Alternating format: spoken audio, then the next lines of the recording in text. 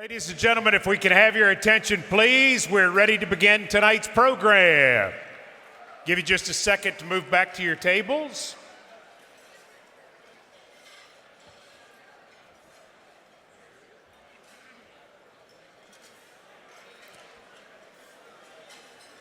One of the best things about the Tennessee Sports Hall of Fame induction dinner is that many of our past inductees are in the audience tonight. If you are a past Tennessee Sports Hall of Fame inductee, will you please stand to be recognized by this great crowd?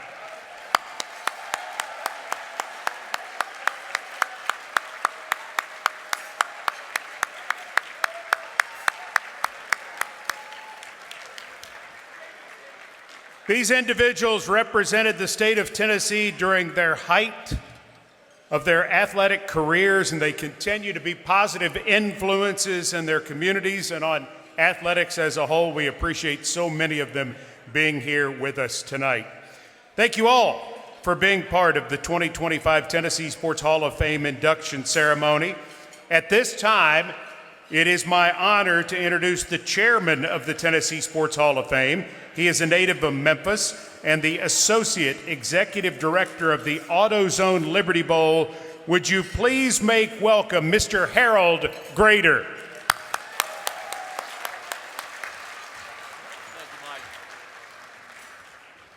Thank you, Mike. Appreciate that. Let's thank Mike for the great job, and also congratulations to you, my friend, the new voice of the Tennessee Vols.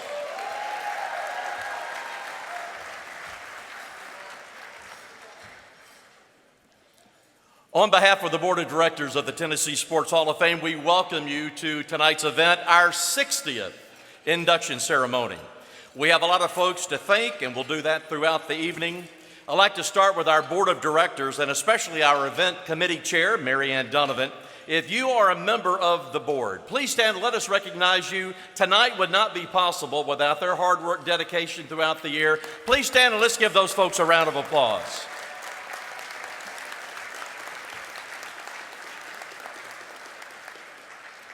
Tonight, we celebrate the accomplishments of the past, whether it was just the last year or 50 years ago. As Tennesseans, we have a lot to be proud of as we honor our inductees, our honorees, and our state's rich sports history and heritage. I also want to thank all of you for being here, for your support, and believing in the power of sports and the mission of the Tennessee Sports Hall of Fame. However, the Tennessee Sports Hall of Fame's journey does not end tonight. It's just the beginning as we enter a new and exciting future with a new home for the Hall of Fame coming in 2027 at the new Nissan Stadium. We hope you will join us in support of that effort. That will continue, and it really gets going tonight. Commissioner Marky Zell with the Tennessee Department of Tourist Development has the fiduciary responsibility of overseeing the Tennessee Sports Hall of Fame. The commissioner has some special acknowledgments to make on behalf of his department and the Tennessee Sports Hall of Fame. Commissioner? Thank you, Chairman Grader. We just wanted to add a really big thanks tonight, and it's not in the program because its effective date is right now. But as Harold mentioned earlier about the new homecoming, we just wanted to say, and you know how Governor Lee, Deputy Governor Ely, the leadership team combined with the General Assembly to make sure that we could have our next home in Titan Stadium. That was about 2 years ago. What we want to tell you is that tonight we get to tell you that we've also gone back and partnered with the General Assembly to obtain a $4 million matching grant to, if we can rally and raise that kind of money, gets us started on building out our new museum there at Titan Stadium that'll be available in 2027. It's a huge gift that'll quickly help us become one of Nashville's and Tennessee's great family activity places, and also a home to honor these honorees like tonight. So we're so excited, and it just couldn't have been possible without the General Assembly. And tonight there are some of them in the House. But I want to give a special thanks on the Senate side to Lieutenant Governor McNally, Leader Jack Johnson, Finance Chair Bo Watson, and all the Senate side, as well as Speaker Sexton, Leader William Lamberth, Finance Chair Gary Hicks on the House side. Their vision has helped us create what's going to be one of the best sports hall of fames, the museums in the country, and that combined with our board under the leadership of Brad Willis leading us with you, we're going to build something really special. So I'd like for those who are part of the General Assembly to please stand and let us recognize them for this bold and grateful gift that we've received.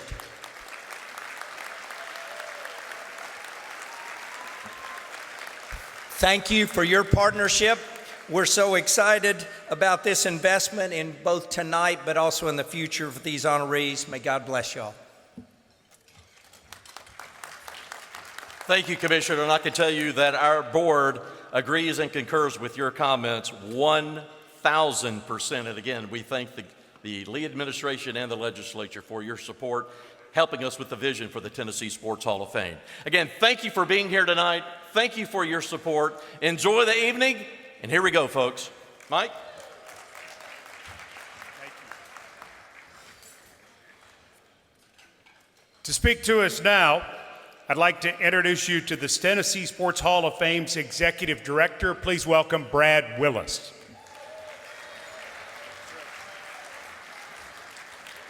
Ladies and gentlemen, good evening, and welcome to the Tennessee Sports Hall of Fame induction banquet. Tonight, we're here to celebrate the outstanding achievements and contributions of individuals and organizations that have helped use sports to make the great state of Tennessee even better.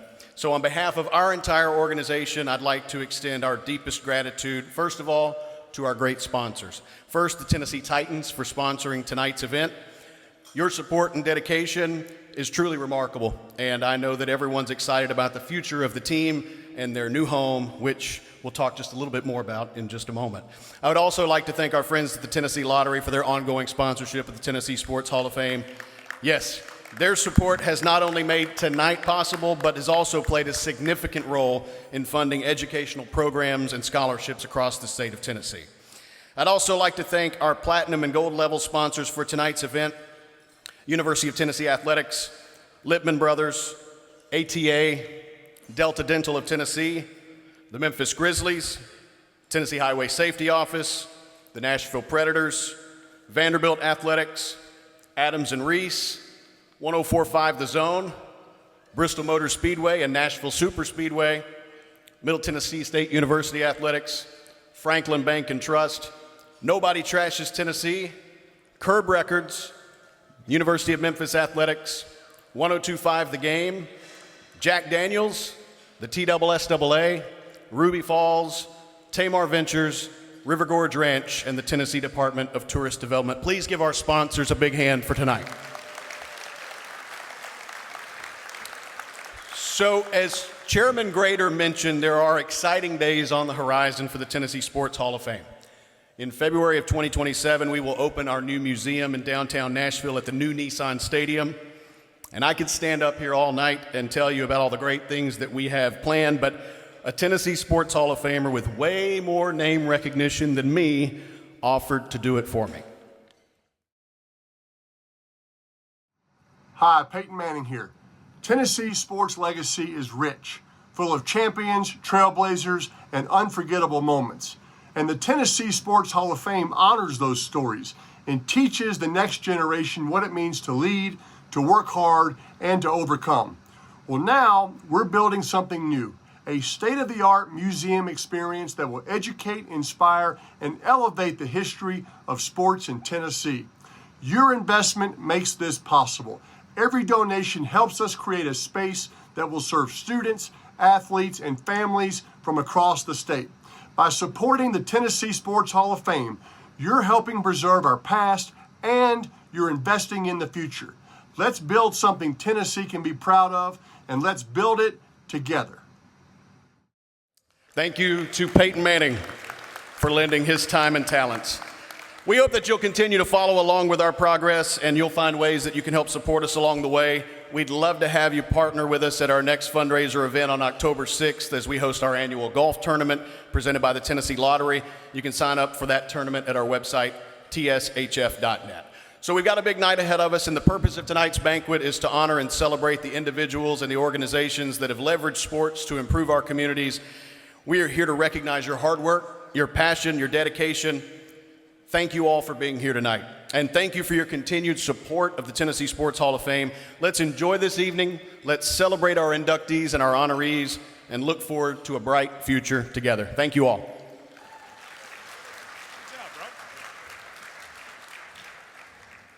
At this time, we'd like to ask those here tonight accepting awards for our amateur athletes and team awards to come to the stage now. In addition to our inductee class, the Tennessee Sports Hall of Fame annually recognizes yearly achievements by amateur teams and athletes, as well as professional athletes who have called Tennessee home. Whereas tonight's inductees have shaped Tennessee's sports past, our honorees continue to form the landscape of sports, and we're proud to recognize those yearly accomplishments. The Tennessee Sports Hall of Fame is not just about recognizing the past, but also helping to promote the now and the future of sports in our state. This tradition has been one of the tremendous legacies of the Hall's 60-year history. The Tennessee Sports Hall of Fame has learned that by connecting sports throughout the generations, we continue to build that bridge, which we hope will never end. So now we begin with our honoree awards. Our Female Amateur Athlete of the Year is presented by the TSSAA, and our winner is Olympic gold medal weightlifter Olivia Reeves.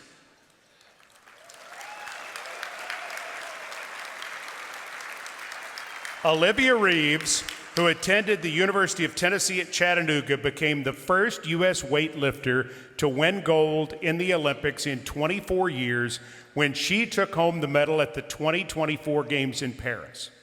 Reeves was the first currently enrolled UTC student to participate in the Olympics. She graduated with her degree in December. She became just the second American weightlifting gold medalist since 1956. In December, she became the first U.S. lifter to pair a world title with Olympic gold in 66 years, winning the 71-kilo division in the World Championships. Accepting on her behalf tonight is Chattanooga Athletics Director Mark Wharton.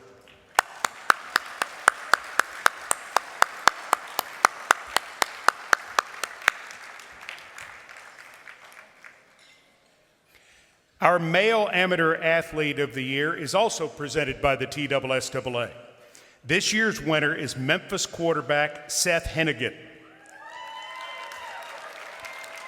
Seth Hennigan just finished a career at Memphis as a 4-year starter, leaving Memphis as the program's all-time leader in passing yards, passing touchdowns, and completion percentage. Hennigan was named the offensive MVP of the Scooters Coffee Frisco Bowl, the MVP of the American team at the Reese's Senior Bowl, and was named as a third-team All-AAC selection. Here to accept the award for Seth is the head football coach at the University of Memphis, Ryan Silverfield.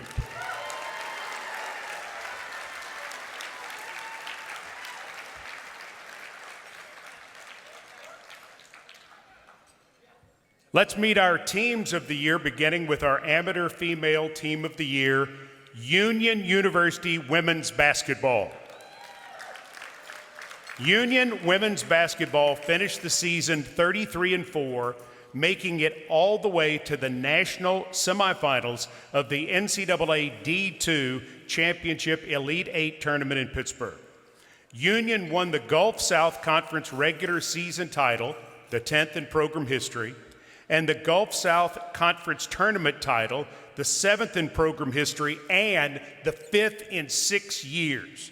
Here tonight to accept our Union players, Jeremiah Montgomery, Elena Fusel, and Annie Busen.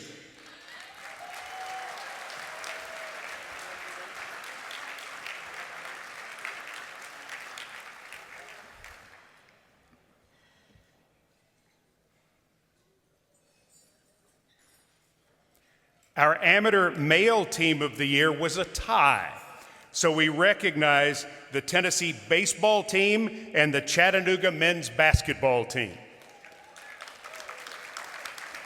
Tennessee baseball reached the mountaintop in 2024, capping its third trip to Omaha in 4 years by winning the first national championship in program history. Led by National Coach of the Year Tony Vitello, the Vols became the first SEC team to ever win 60 games in a season, finishing with an incredible 60-13 overall record. The Vols also became just the fourth program in history to win the SEC regular season crown, the SEC tournament title, and the College World Series in the same year. Here to accept on behalf of Tennessee baseball from the University of Tennessee Athletics Department, please welcome Steve Hamer.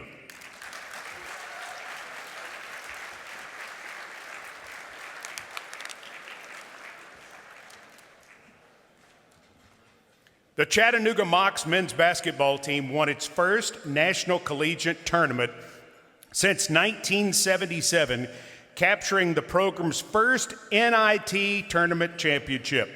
Additionally, Chattanooga captured its 13th Southern Conference regular season crown and finished the year on a 10-game road win streak, which matches Houston for the longest in NCAA Division I hoops. Here to accept for Chattanooga basketball is Chattanooga's Director of Athletics, Mark Wharton.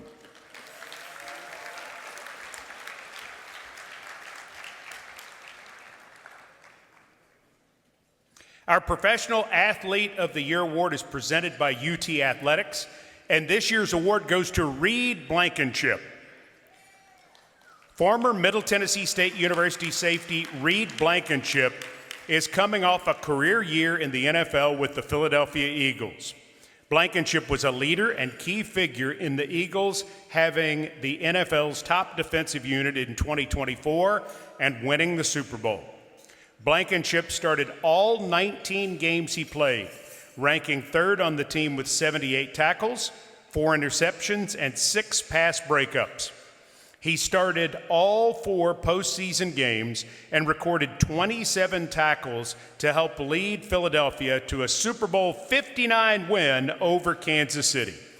Here tonight, accepting on his behalf, is MTSU Athletics Director Chris Massaro.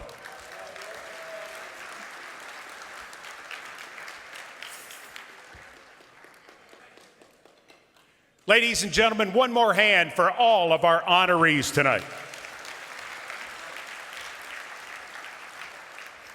A reminder, if you bid on any of the silent auction items, please check at the end of the evening to claim your item. We appreciate your support, and there are several great items to pick from. Bidding's going to close at 8:45, so make your final bids before time runs out.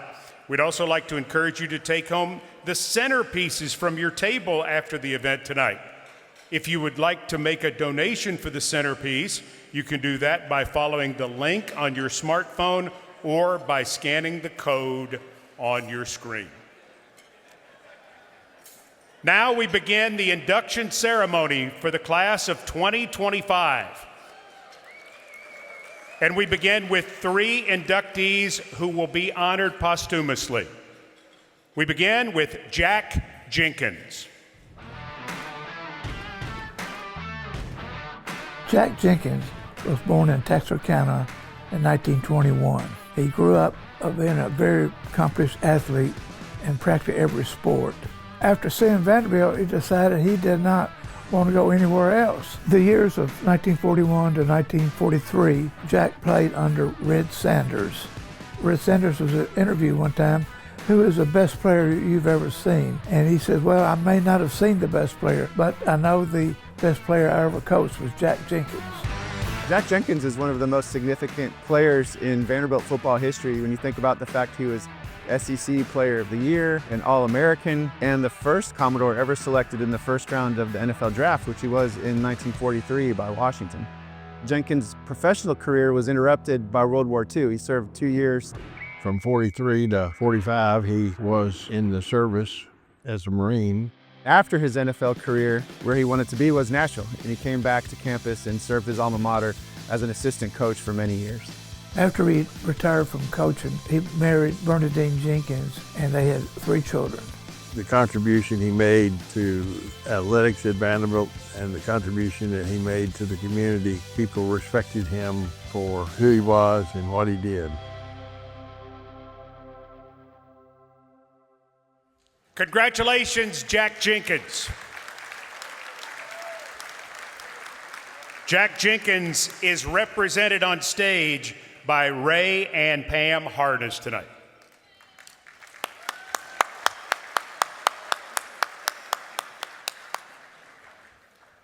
Our next inductee is the late Phil Clark. Phil Clark was a graduate of Memphis State University, and after he graduated from Memphis State University, he went to Skyview Baptist Academy and was the head baseball coach. He had an intense desire to be successful. He won 2 state championships at the first high school that he coached at. He won 2 state championships at Germantown High School and was a runner-up a number of times. He always had the great players in the 90s at Germantown, and people might think that's why he won, because from 1990 to 2003, it was a powerhouse at Germantown High School. But then he goes to Bartlett, okay? And we would pummel Bartlett every time we played them until he got there.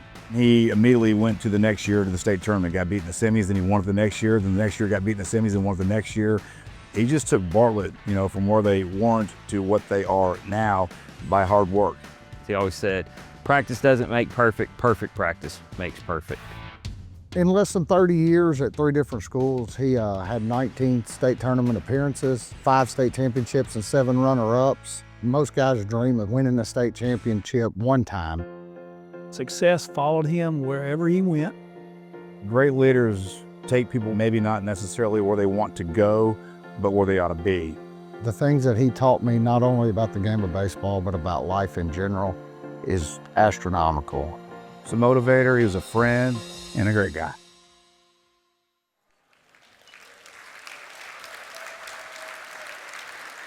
Coach Phil Clark is represented on stage tonight by his wife, Donna Clark.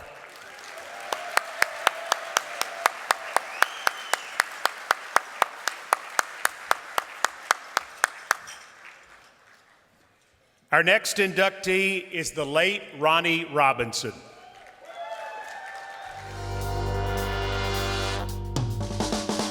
When I think about 1973, I think of Ronnie, left-handed, could score the ball, could rebound the ball, could defend.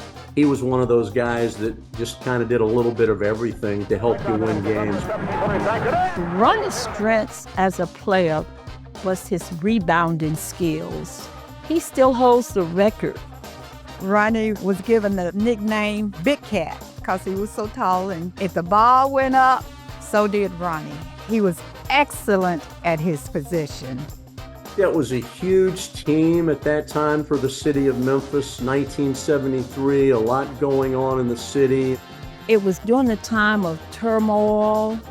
They brought Memphis together. Everybody had Tiger fever. They ended up going to the Final Four. Then they had an opportunity to play for the championship. From that point on, Memphis State was on the map. Robinson, baseline jumper, 17 feet, bingo! Robinson got it. It was a huge thing, getting to the national championship game, and Ronnie was certainly a key piece of that team. Ronnie was a gentle giant. He loved basketball. The University of Memphis has a memorial scholarship in his honor, as well as a perpetual basketball scholarship. He will forever be in our hearts.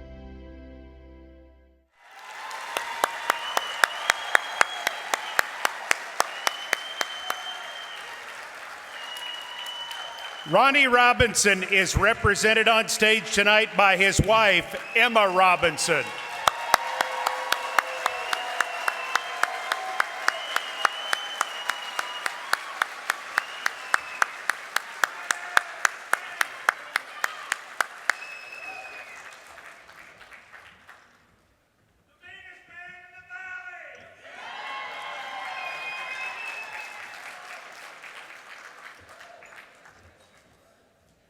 Please give another round of applause for our 3 posthumous inductees, Jack Jenkins, Phil Clark, and Ronnie Robinson.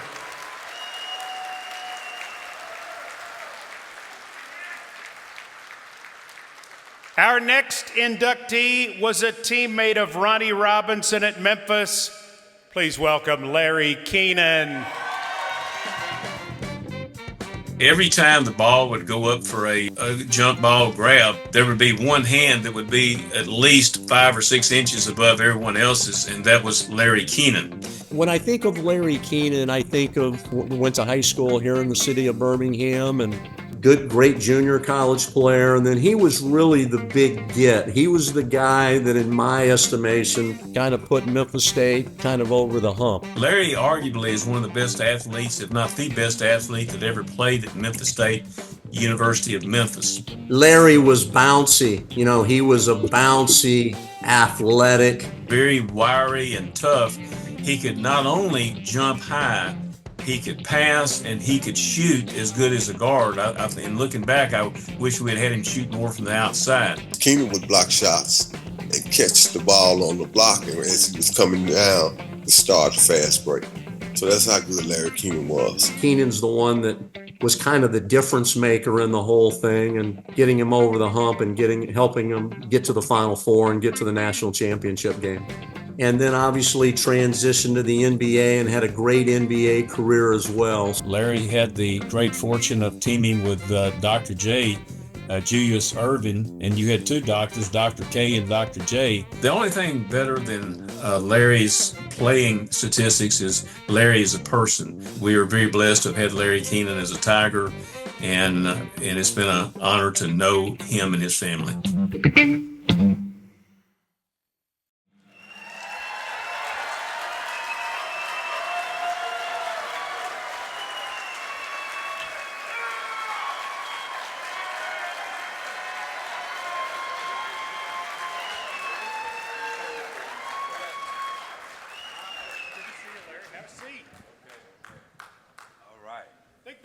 People a little fired up tonight, huh? And deservedly so. I know I am. I'm glad you're here. So in looking at your statistics and looking at Ronnie Robinson's statistics, did you end up fighting Ronnie Robinson for rebounds? Well, let me just explain to you this thing. When I first got here to to Memphis, Tennessee, to Memphis State, and Ronnie was the number 5 rebounder in the country. And I can recall on our second or third practice, he was the top dog. He didn't want anybody else. But I challenged him in practice on a rebound, and you know that guy hit me in the chest so hard with an elbow. I said, the first thing I got to do is show, even though I only weigh 200 pounds, and he weighed 220, 225, I got to show this guy I ain't scared of him. I'll scrap with him.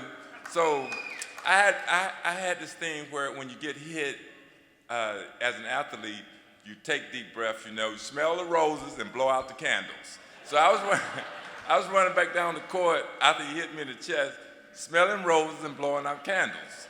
So when we came back on offense, I said, I'm going to show him. Just so happened, now we're in practice, the guy shot the ball, we were on defense, and he shot the ball from the free throw line, and it hit the back of the rim. And normally if a ball hit the back of the rim, it's going to come straight back to the shooter. But this time, the ball went in the air, and guess who that ball belonged to? Me. But so I get the rebound, and I hit this guy in the chest as hard as I can, I promise you. But I didn't see him blowing out no candle and smelling no roses. He acted as if I hadn't hit him. But I tell you what, ever since that play, he never elbowed me again, and we became good teammates. I'd say it all worked out. Yeah, it all worked out. I'd say it all worked out. It all worked out.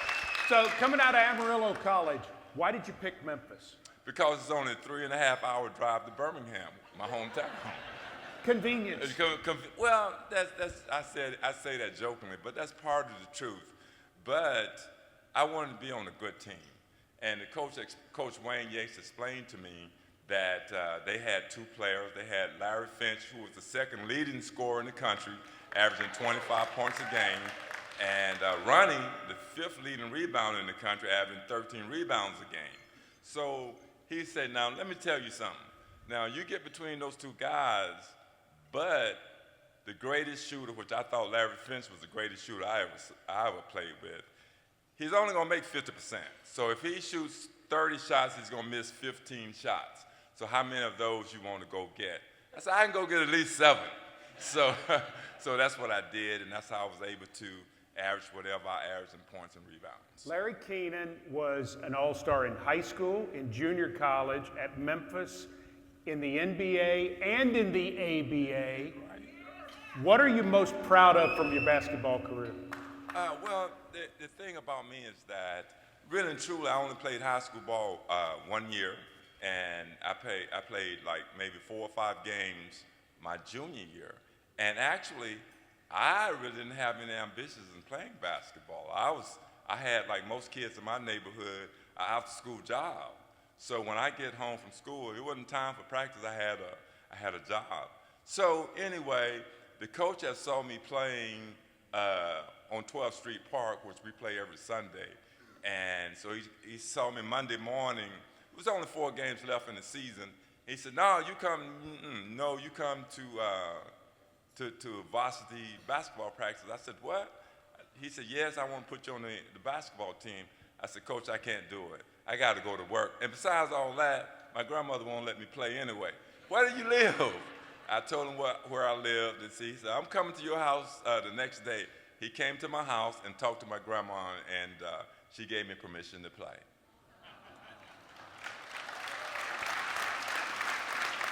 And now you're in the Tennessee Sports Hall of Fame. Oh, congratulations. man, thank you so much. Thank y'all.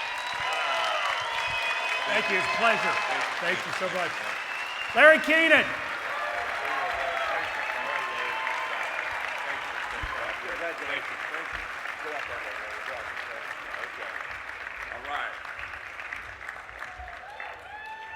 Our next inductee is a legendary quarterback from the state of Tennessee, Andy Kelly. I had the great fortune of recruiting Andy Kelly from Ray County High School, and we were able to bring this really strong young man to the University of Tennessee, and our offensive football team just took off. Andy came in, knew the offense, he knew the adjustments, he knew everybody else's assignment. We didn't miss a beat. Kelly to throw, pass down and out, caught by Pickens. He battles for a first down. He frees himself. Touchdown! He could make every throw. He had the ability to match wits with any defensive coordinator in the country, and with Andy, you were able to adjust whatever you needed to adjust to make a play. Kelly back to throw, looking into the end zone. Man is there. Touchdown, Big Orange! I never saw him get rattled. I never saw him lose his composure. Even in the biggest games, he always stayed calm, and I admired that about him. Really what you want to lead your football team, that kind of young man. Andy Kelly, all-time leader in completions, yardage, touchdown passes. His career on this field is done, and listen to the ovation. He went on to have a good career at the pro level, to play in the Arena League. The Nashville Cats were the hot item right then, and in that condensed arena, it was a whole different dynamic. But he adjusted and became one of the best for a long period of time, leading them to championships every year. Andy's qualities, his leadership, his command of the huddle, one of my favorite quarterbacks ever to play with.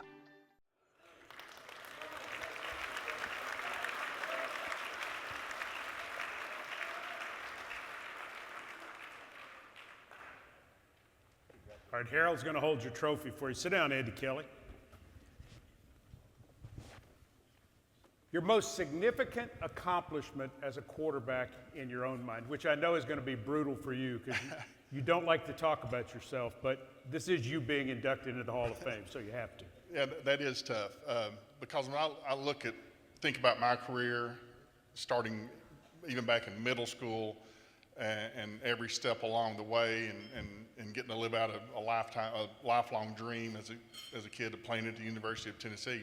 I was just so fortunate along the way, like I said, starting in elementary and middle school, to have great coaches, great teammates, and I was fortunate enough to be on really good teams along the way.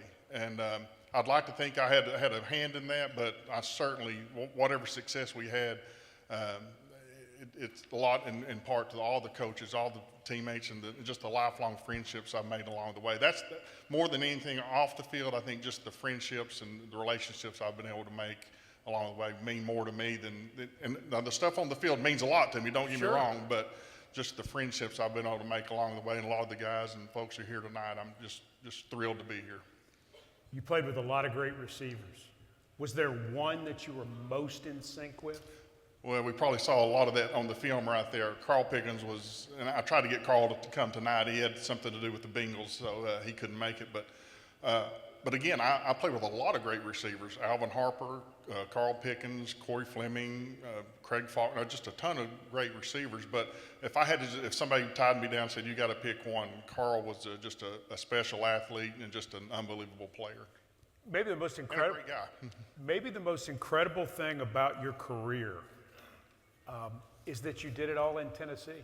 You played at Ray County, you played at the University of Tennessee, you played for the Nashville Cats. Very few people get to have that kind of career in their home state. I bet it makes tonight mean even more to you. It does. As I said, as a little kid growing up, from the time I could walk and talk, if anybody asked or it came up, I said, I'm going to play at the University of Tennessee. And I was just so fortunate to get that opportunity to do that. And then just as things worked out, obviously I wanted to play in the NFL. Sure. But that window shut at some point, and just so happened Nashville was getting an arena football team, and I'd played a little bit in an arena football league before that.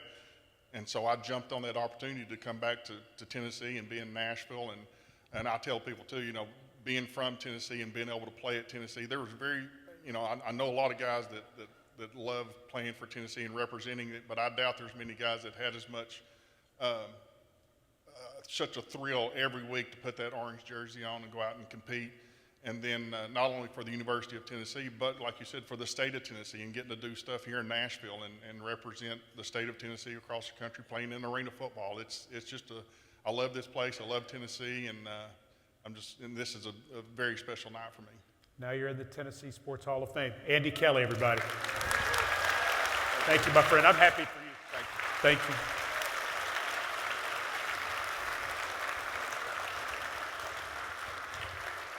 Our next inductee is one of the greats in the history of East Tennessee State basketball, Bob Brown.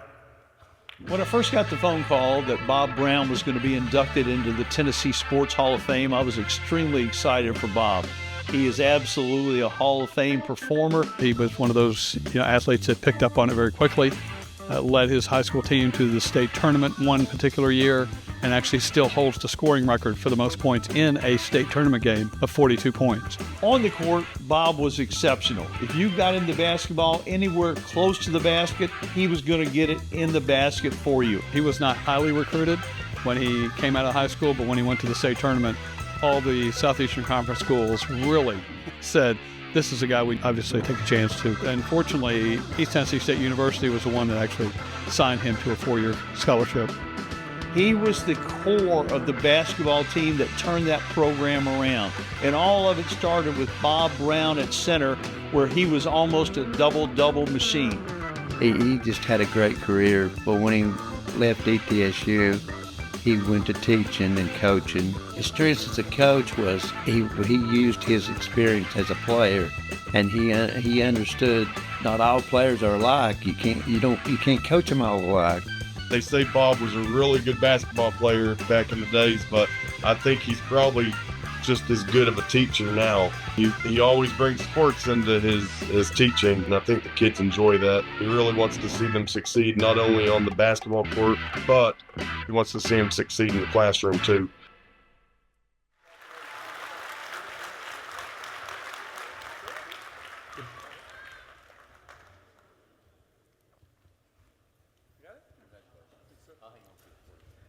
Have a seat there, Bob. Congratulations. Thank you very much. Sonny Smith was inducted into the Tennessee Sports Hall of Fame in 2020. Great basketball coach. Why is he so important to the Bob Brown story? Sonny took over my senior year, and my junior year we weren't very good. Sonny used to tell us if we hit the rim, we gave each other a high five. That sounds like Sonny. And Sonny basically It took me a little while to adjust, but he taught me how to be a really good inside player. And my junior year, I was like second in the United States in field goal percentage behind Sidney Moncrief. And when I came my senior year, it's like I really didn't know what I was doing. And Sonny used to get on me and get on me and get on me. Now I'm like a son to him. And before I go any further, I just want to recognize Sonny Smith. He wanted to be here tonight. He's a little bit under the weather. And he's in the Hall of Fame, and I feel honored because now I'm with him. Awesome. But I give you another example about Sonny. When he was the Auburn analyst, and when they went to the Final Four with Texas Tech and I think Auburn, I called him up 3 hours before game time, and I figured I'd get the voicemail. I was going to wish him good luck.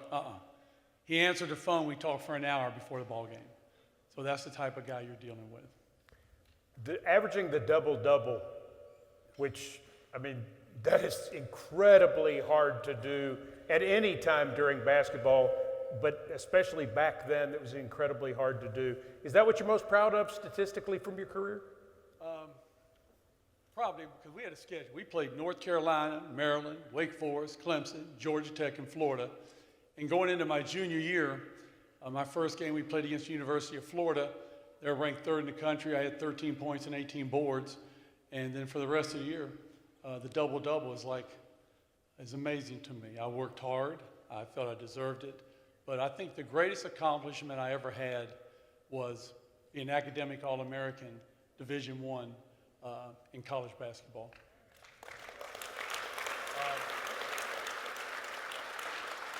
I think a lot of athletes here try to find ways to motivate themselves. And when I was in high school, I struggled on my ACT test. And I remember I had to go see the guidance counselor, and she looked at my test scores, and she said, "You're going to ETSU? Yeah, you'll be back in a quarter. Has your mother tested you yet?" And I said, "For what?" And she actually thought I was mentally challenged.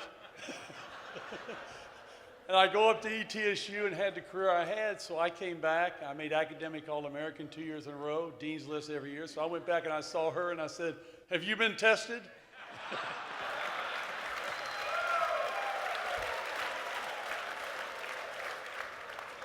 Fair. Finally, you're from Chattanooga. The Johnson City area clearly has meant a lot to you in your life. Why has that region of our state become so special in your heart? I was bullied grades 1 through 12 when I lived in Chattanooga. And because of that, I developed a panic anxiety disorder. And when I went up to Johnson City, it was like people treated me as a human being. They judged me for my character. I fell in love with Johnson City. I just got done retiring after 44 years of teaching. I retired from Daniel Boone High School the last 12 years. And when I played at ETSU, I felt appreciated. I felt loved. It was my dream place, and I was so blessed to be able to retire there. It's like I told Mr. Willis when he called me and gave me the news. I said, "Brad, that's an easy question." He wanted to know the first thing I said. And I say it every morning when I wake up. I'm the luckiest man in the world. I'm humbled, honored, blessed, loved, and thankful every day. And I have a lot of very special friends here. I do want to say one thing. My fiance traveled from Bangkok, Thailand. Wow. All the way here for my induction. Wow. And Holly Yanish, stand up. There she is right there. That's awesome. Bob Brown, congratulations on being inducted into the Tennessee Sports Hall of Fame. I'm honored. Thank you. Pleasure. Thank you.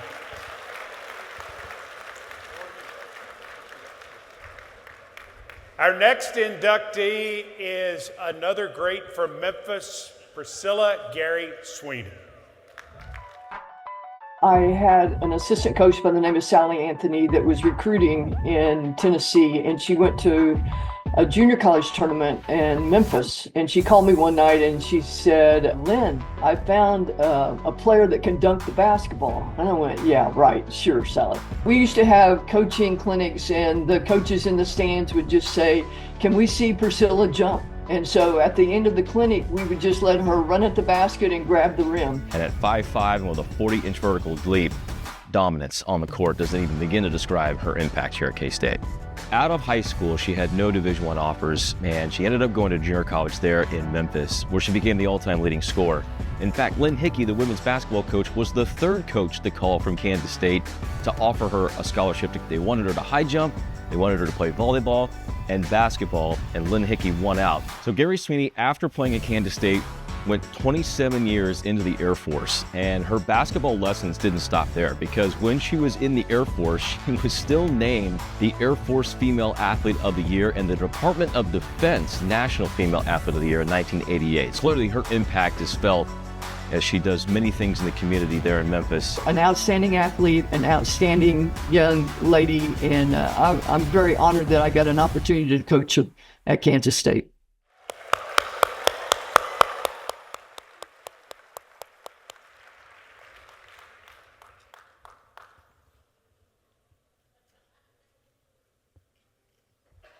He's going to hold that for you if it's done. Congratulations. Thank you, sir. Okay, you have my favorite quote that I read of any of the bios. Which one? Which one? Oh, I love that. That makes for a good interview. Okay. When you signed with Kansas State, did you really tell Lynn Hickey, who we just saw, put your running shoes on because Sweet Pea is coming to town? Yes, sir. Yes, sir, I did. What gave you that kind of confidence? I've always had that confidence. I think the biggest thing was when people told me what I could not do. When people told me, well, you could not play Division I basketball. That gave me the courage that I needed to start putting forth and start practicing the way I needed to practice and to do the things to get me to Division I basketball. Did you really have a 40-inch vertical leap? Yeah, I'm paying for it right now. Yes, sir. But because it allowed you at 5'5" to be able to play forward. You didn't just play guard at Kansas State. Well, in junior college in Shelby State, and Coach Malone, let her rest in peace, taught me that to be a great basketball player, you had to know every position on the court. Okay. So she made me learn every position on the court. So no matter what position I found myself in, it didn't make a difference. I was always able to score over anybody that I played against. So you chose the Air Force? Yes, sir. Over a chance to play in the WNBA? Yes, sir. Why did you do that? Because even after high school, I always wanted to serve.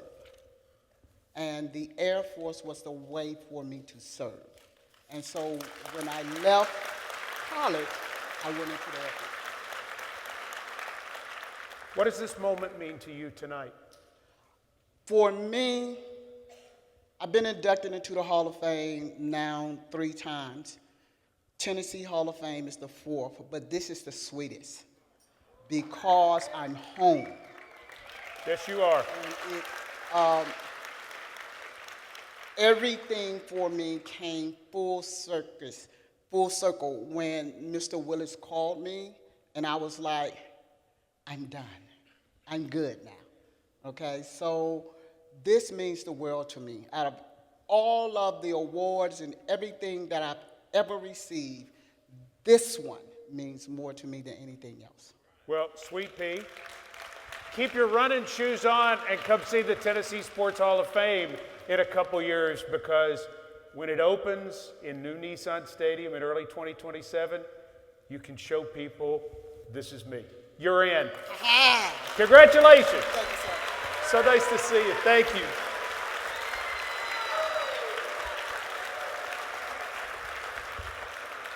We got a lot of basketball tonight. We're going to get into some coaches now. Our next inductee is a high school coaching legend, George Pitts. It didn't take long to figure out that he was one of the better coaches in the area. When I met him, he was here at Science Hill. They had teams that were just phenomenal. Coach Pitts coached at Young High School in Knoxville. He was a player and a coach there. Went to East Tennessee State University and played basketball. Eventually ended up here at Science Hill High School. Went on to Brentwood Academy where he won state championships there. Then to King University and coached at the collegiate level. Now is an athletic director and coach at Providence Academy, so he's kind of come full circle in basketball. George Pitt's strengths as a coach was connecting with us. He demanded a lot. He was very disciplined. Coach Pitts is a guy who's going to take advantage of every opportunity. So he went to a coaching clinic and Coach Pitino was there, and that's when he found out about the black and white press. And that press helped us score a lot of points and beat a lot of teams. I think he won a total of 7 state championships. And he'll be the first person to tell you he's been very successful, mainly because he had great players. Coach has been an inspiration and aspiration to me, the guys that played for him. He saw something in me I didn't see in myself. I really appreciate everything he's done for me and tons of other guys in our program. Coach Pitts is just a legend, all throughout the country. Very organized coach, disciplined, very knowledgeable, and just a great, great person.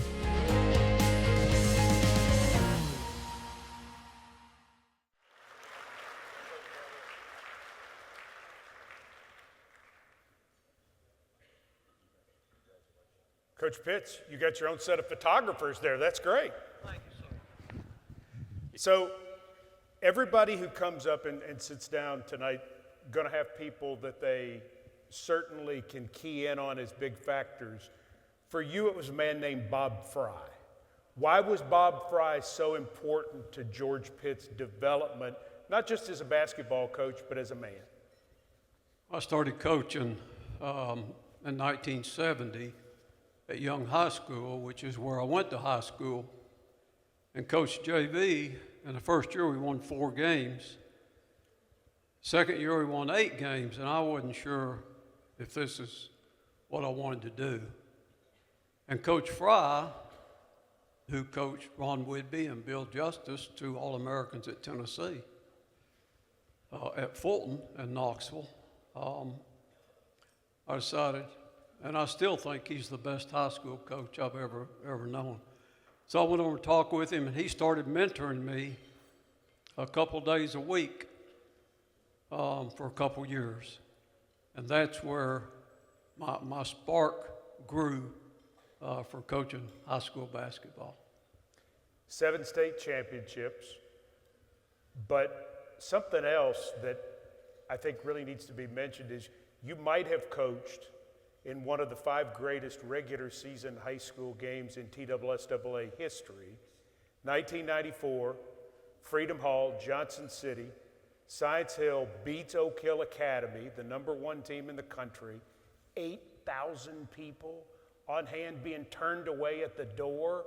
What do you remember about that electric night 31 years ago? Well, here's what happened. I had a player that left and went to Oak Hill. And it got me fired up, so I called Steve Smith and said, how about coming next year and playing us at Freedom Hall? I said, we'll give you $2,500. He jumped at it. So they came, like you said, we sold 8,000 tickets at $7 a ticket, 56,000, gave him 2,500. We won the game by 10 points and bought us a new bus. So it really wasn't the night, it was the new bus? No, it was the win. Oh, yeah. It was the win. People still talk about it. And you're still going. Yeah. You're still coaching high school basketball at Providence Academy. Is that maybe your greatest accomplishment, that you're still rolling? Well, I'm going to tell you something. The Lord has blessed me tremendously. He's just led me. He's led my path. 10 years in Knoxville, 15 years at Science Hill, 5 years at Brentwood Academy, 14 years at King University. And now I have the opportunity to be the athletic director and coach at Providence Academy. And this year, my wife and I will have 6 grandkids there. So it's just a blessing And I'm just so thankful to have had an opportunity for over 50 years to do something that you love to do and not have a job. You have been a blessing to so many people. George Pitts. Thank you, Coach.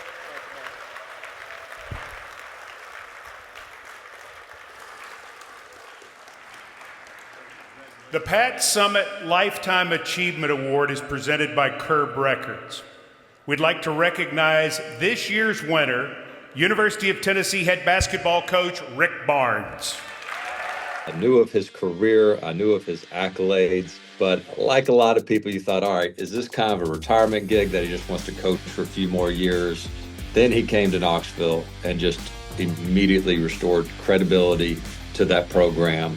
You know, his biggest strength is always wanting better and always wanting more and always knowing and pushing his guys to do better and do more. You went to one practice, you could see the attention to detail, the passion.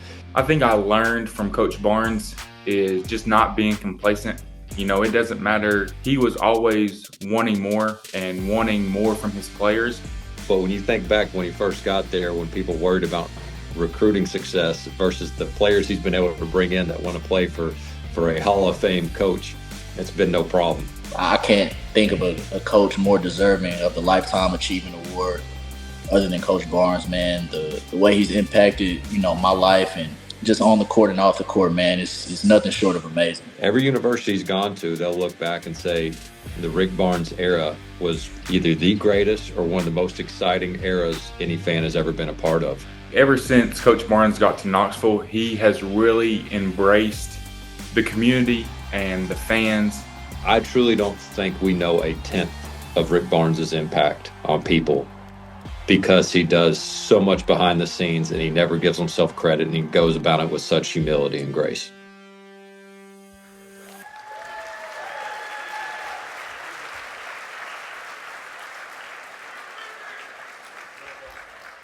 Coach, good to see you. Have a seat there. I've always wondered what got you into coaching basketball. How did you start? I wasn't a very good player. I'd have kept playing. Like every kid, you grow up wanting to be a big league ball player, but I realized real quickly right out of college that it wasn't going to happen for me. And the real mentors in my life, growing up, I lost my sister in a car accident when I was going into the 8th grade, and I kind of went off the deep end, but I had some unbelievable junior high teachers that stepped up at the time, and they were all coaches. And I knew at that point in time that I really wanted to be a high school coach, but I couldn't get a job when I graduated from college and high school, and I volunteered at Davidson, and God's taken care of me ever since.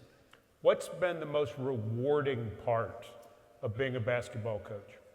Well, first of all, you know, some of my favorite balls of all time are here. Ron Slade.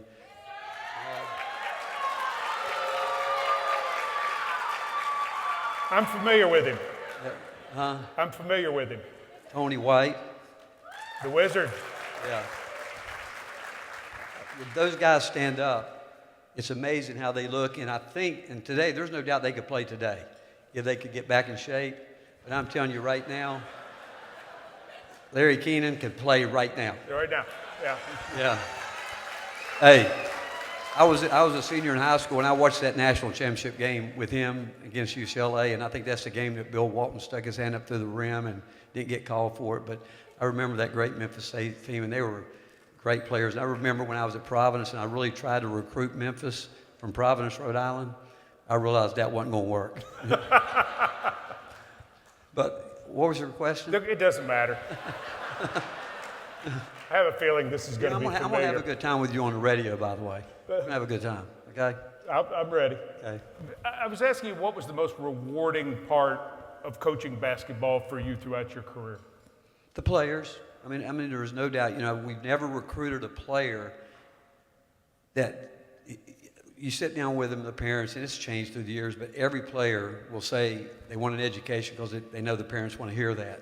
But they all say they want to play in the NBA. And with that said, I know as a coach, I've known it for a long time, that the percentage of most players playing in the NBA are very, very slim. But as coaches, you don't want to be the one that says to a player, you can't do it. You just say to them, what are you going to do to separate yourself to become one of those players? Because in the history of the NBA, I think started back in 1947, there's only been about 4,000 players that have ever worn an NBA uniform for one game, and about a little bit over 2,000 for 2 games. So it's almost an impossible thing, but you get up every day, and there's just an excitement that you want to work with these young guys, and you want to give them a chance, and you want them to beat the odds. And really and truly, that's the most rewarding thing, especially I think this year when Chaz got drafted in Jemiah Mayshak, I think now that's like our 40th NBA pick. But with that said, there's been tons of guys that have gone on, like Kevin Punter, my first year player here at Tennessee when we weren't very good, and he was the first player that bought into what we were wanting to get done at Tennessee 11 years ago, is now the highest paid American basketball player in the EuroLeague. And no one would know that, but I'm as proud of him as I am for anybody that we've got in the NBA. This is the Pat Summitt Lifetime Achievement Award. Obviously, you understand what that name means to basketball, to Tennessee, to this entire state. I mean, she's an icon in such a different way. For you to be given this award that's in her name, thinking about what she means to you, can you describe that? Well, again, I thank God that he brought Pat and our lives together. We both, at one time, we were on the Baden Advisory Board together, and we both were on the Converse Shoe Advisory Board, and she and I did a lot of clinics together back in the day. We were at a lot of different places, and the one thing I remember about Coach, she always asked questions. You know, she would want to, you know, she knew we were coming, obviously, and she'd say, hey, meet me early, let's sit down at X and O and do some things. And you know, I said to her one day, I said, you know, you ask a lot of questions. And she said, yeah, I want to know what you know. And, you know, and she said, I know what I know. I want to know what you know. And, but what I loved about her, she was, again, so passionate about her players. And it wasn't just basketball with her. You know, she wanted to see her players go on and do a lot of different things and be successful. And you think about it, when she was an Olympian, what, I think 76, somewhere in there, you know, and women's sports were really starting to get going. And again, I was at Texas and with Jody Conrad, who, along with Pat, I think were the ones that really brought and carried the torch to get women's basketball back where it's heading today, and which is, it's a great sport. And watching what she did and the way she stepped into it, I think at 24, and truly one of the all-time great coaches. Not just, you look at her record, it's phenomenal, but it's what she did and how she impacted people in her daily lives, and she's really a living legacy, and what her legacy will live forever because of the way she cared about people. This recognition is very deserved. Rick Barnes, congratulations. Thank you, and I just real quick want to thank you, but I want to really congratulate this class. This is a great class. You talk about basketball representation, it's a great class, and again, I'm just thankful that God brought me to Tennessee 11 years ago. Thank you. Thank you. Thank you. Congratulations.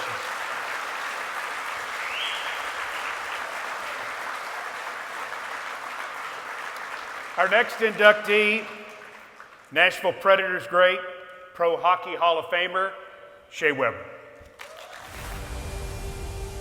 After seeing him as an 18-year-old walk up to the podium, he was on the radar quickly. He rose up through the ranks so fast. You know, we had a lot of stars for this team. You know, some came here for a year or two before they were there, but I really think that Shea was the first homegrown star that we had. He leaves without really having to say a whole lot. He's not a guy that likes to talk about himself, but his actions are how he leads. But he was a savage. He went on the ice and he was running guys through the boards. He could skate. He had one of the hardest shots I'd ever seen. You cannot discuss Shea Weber without discussing the shot.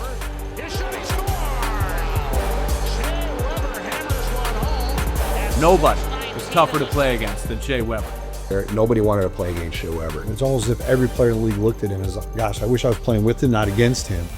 He'd go out and he'd punish people. He was just relentless as a competitor.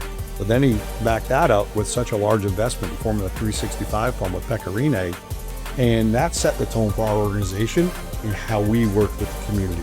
Shea, his resume speaks for himself, obviously on the ice, but I think as the cliche goes, he's even a better person.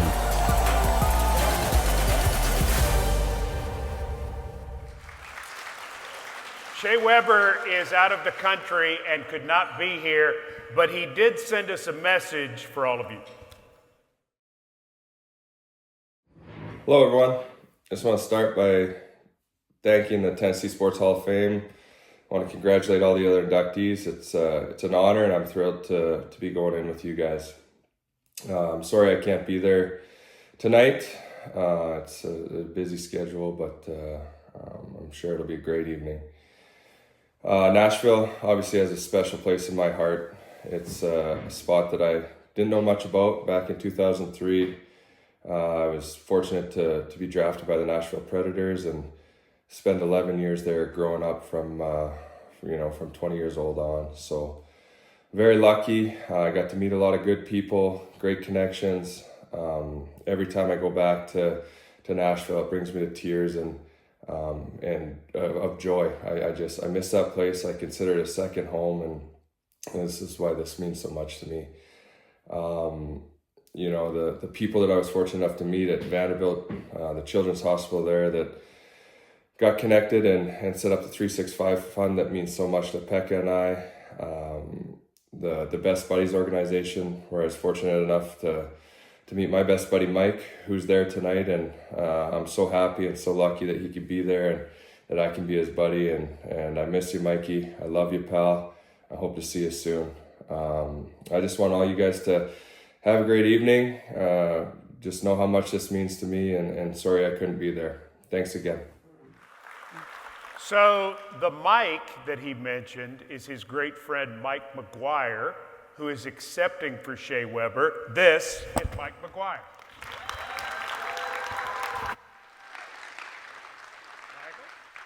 Yes.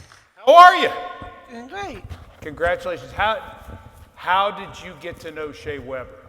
When I was going to the Predators game, I know him since because he is the strongest captain in the world.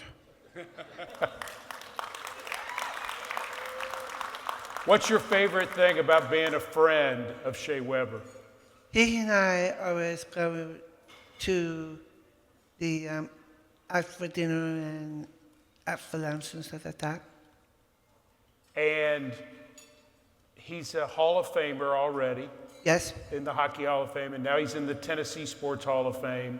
Mm-hmm. Why does that make you so proud? He makes me proud because he is the best friend in the whole world. Because he and I and Pekka always took me as a tough guy.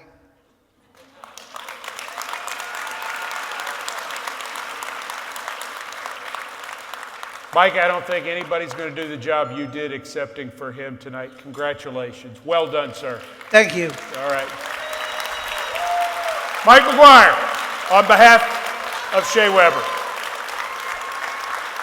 That for you. Got it, buddy? Here Yes. we go.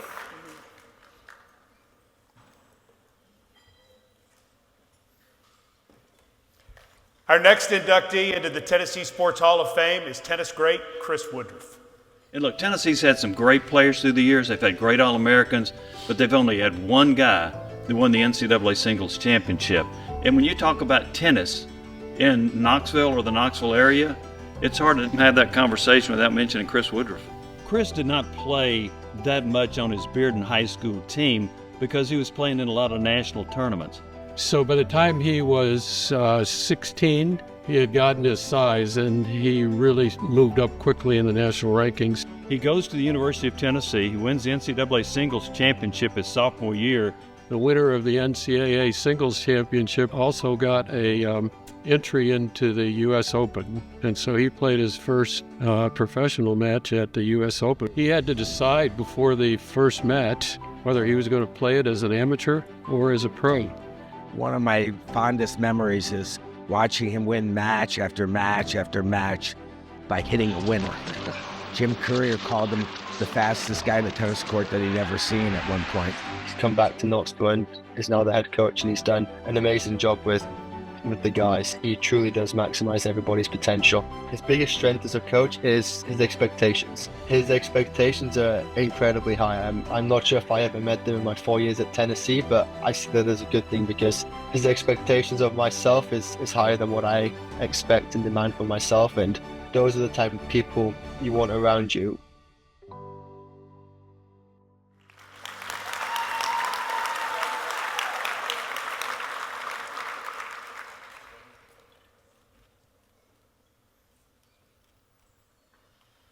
Chris Woodruff, congratulations. Yeah, great, thank you. I got to be there with Brad Willis when we told you that you were being inducted into the Tennessee Sports Hall of Fame. You thought it was all some sort of ruse, right? Yeah, we have a lot of staff meetings at the University of Tennessee. So that, obviously I thought I was going to a staff meeting, and then pleasant surprise seeing you. I've known you a really long time. Long time? Back to the University of Tennessee, probably 30 years. So, you know, you gave me great news. Well, it wasn't a joke. You're here. One of the guys that I got to know well, your coach at Tennessee, Mike DePalmer, how did he influence you and your tennis game the most? He believed in you. Incredible motivator. Interesting thing about him is, coach, he wasn't even a tennis coach. He started coaching college basketball at Manatee Community College in Bradenton, Florida.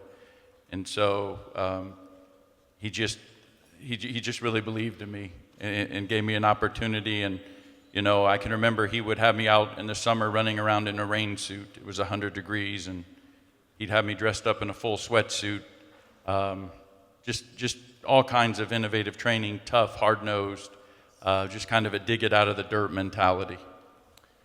Your biggest professional moment, beating Andre Agassi at the 1996 French Open, fair? Well, yes, probably so. Beat Sampras, played on center court at Wimbledon, bowed to the king and queen, played for John McEnroe, Davis Cup. A lot of great memories, a lot of hard work, and a lot of fabulous people met along the way.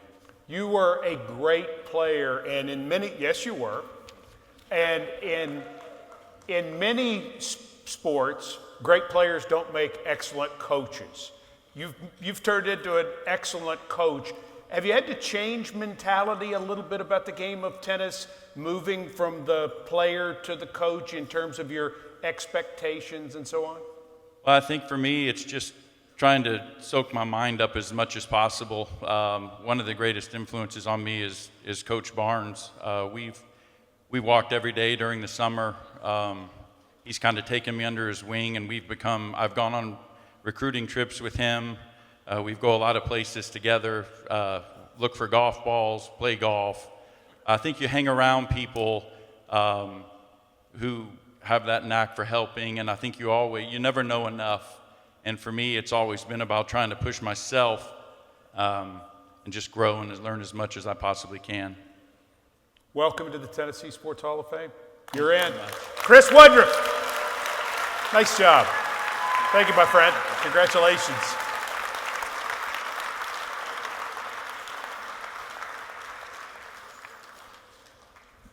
Next, we induct the leading scorer for Belmont basketball, Joe Bailey.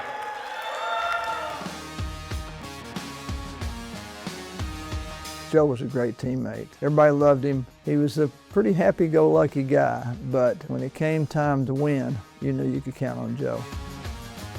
He had worked really, really hard to improve his game, and he just grew into this dominant force. He became an NAIA first-team All-American his sophomore year and repeated that, being the NAIA Player of the Year, and then first team again his senior season.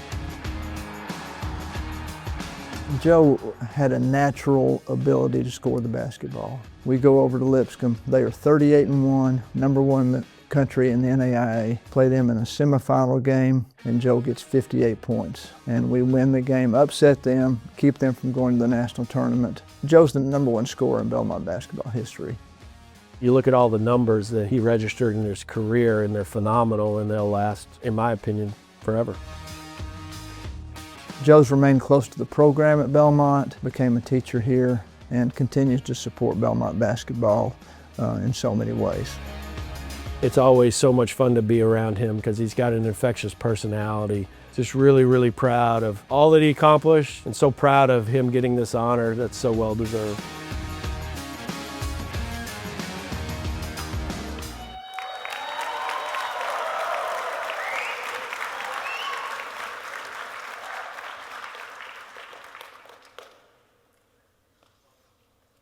Joe, congratulations, welcome. So seeing the pictures of you and Scott Corley, I think about your teammate, the athletic director at Belmont, obviously. He was a great high school basketball player at Brentwood High School, great high school basketball player. You only played 1 year of high school basketball at Hillwood? I did. How did that happen? I was a tennis player. And it's so weird to see the timeline here because I've got friends that I'm looking at that I learned to run and jump and play when I was in 5th grade, and they're here. And John Browning back there, we would skip art class, and if the PE coach was in a good mood, she'd let us come in. And I would skip art and just play. I grew from 5'11" to 6'6" by my senior year. And I actually have some friends here that talked me in. Instead of the coaches talking me in, you would think someone 6'6", you'd have a coach. Oh, yeah, see you in the hall. Hey, why don't you come? Come on. No, I had David Akery, and I have John Browning, and the guys that are back here say, why aren't you going out? Good job, guys. So the timeline is really wild to see because I've got my teammates here too. But the guys that I was telling one of my best friends from 5th grade, I said, that's where I learned how to run, jump, and play. And it did transfer over to Coach Bird and the players that are here that I learned all the things that I needed to. But Joe, that guy doesn't go from play 1 year of high school to walking on at Belmont. That guy scores 4 points a game as a walking. You scored 2,800 points and you were a 3-time All-America selection. I mean, how does that happen? Well, I was a gym rat. I loved being in the gym. But again, going back to these players and playing with the people that I did that are out here, Scott Corley, who's still the best left-handed shooter I've ever seen. Sweet Jay. I don't score those points without him. I also don't score those points without another inductee, Coach Bird. Mm-hmm. And the people that are out here, the Scott Speedies that are the Tim Bells that are giving me the ball. So it really is a team effort. And I learned more from those guys than anyone. So it really did. There was another guy after my freshman year, I think I was floundering a little bit, and his name's Brian Allsmiller. He played at Vanderbilt. And he took me aside. He said, I really see something in you that you could be a great player, and I will meet you here at 5:30 in the morning every morning, and you shoot 800 shots a day. And I took him up on it. And he wanted nothing. He met me, and I just took those shots. So from my freshman to my sophomore year, I basically lived in the gym. And so I think people saw the difference between my freshman and sophomore year that I became a better player. When people walk into new Nissan Stadium in February 2027 and go to the Tennessee Sports Hall of Fame Museum and they read your story, what do you hope they learn? Wow, that's a great question. That I loved the game, that I had people surrounding me that loved the game as well and that helped me get there. This isn't an individual sport at all. So again, this timeline is so crazy to see out the people. It's really weird to be in a room where you see all the people you love the most. And that timeline is there. So all the people, including my mother, including my sisters, including my great friends in the back, my son and daughter who didn't believe I even played, they didn't exist. See, I told you I played. I just said, hey, I played. Sure you did, Dad. But just that support structure, again, including my mother, who's been a great support to me, who's here tonight. So this means the world to me, the fact that I can look out and see these tables and the people that I love most and the people that supported me. You did it. Joe Bailey, Tennessee Sports Hall of Fame. Thank you. Thanks so much. Congratulations. Thank you.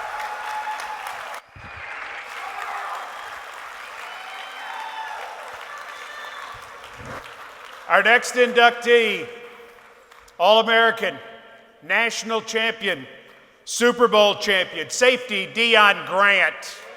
Deion Grant, an amazing talent, a guy that was smart on and off the field, and you knew you could count on him on game days. He was a hell of an athlete. It's intercepted by Deion Grant. Deion's ability and intelligence gave us a chance to be very creative in the secondary, and that ability and his range to make a play really helped us be the defense that we became.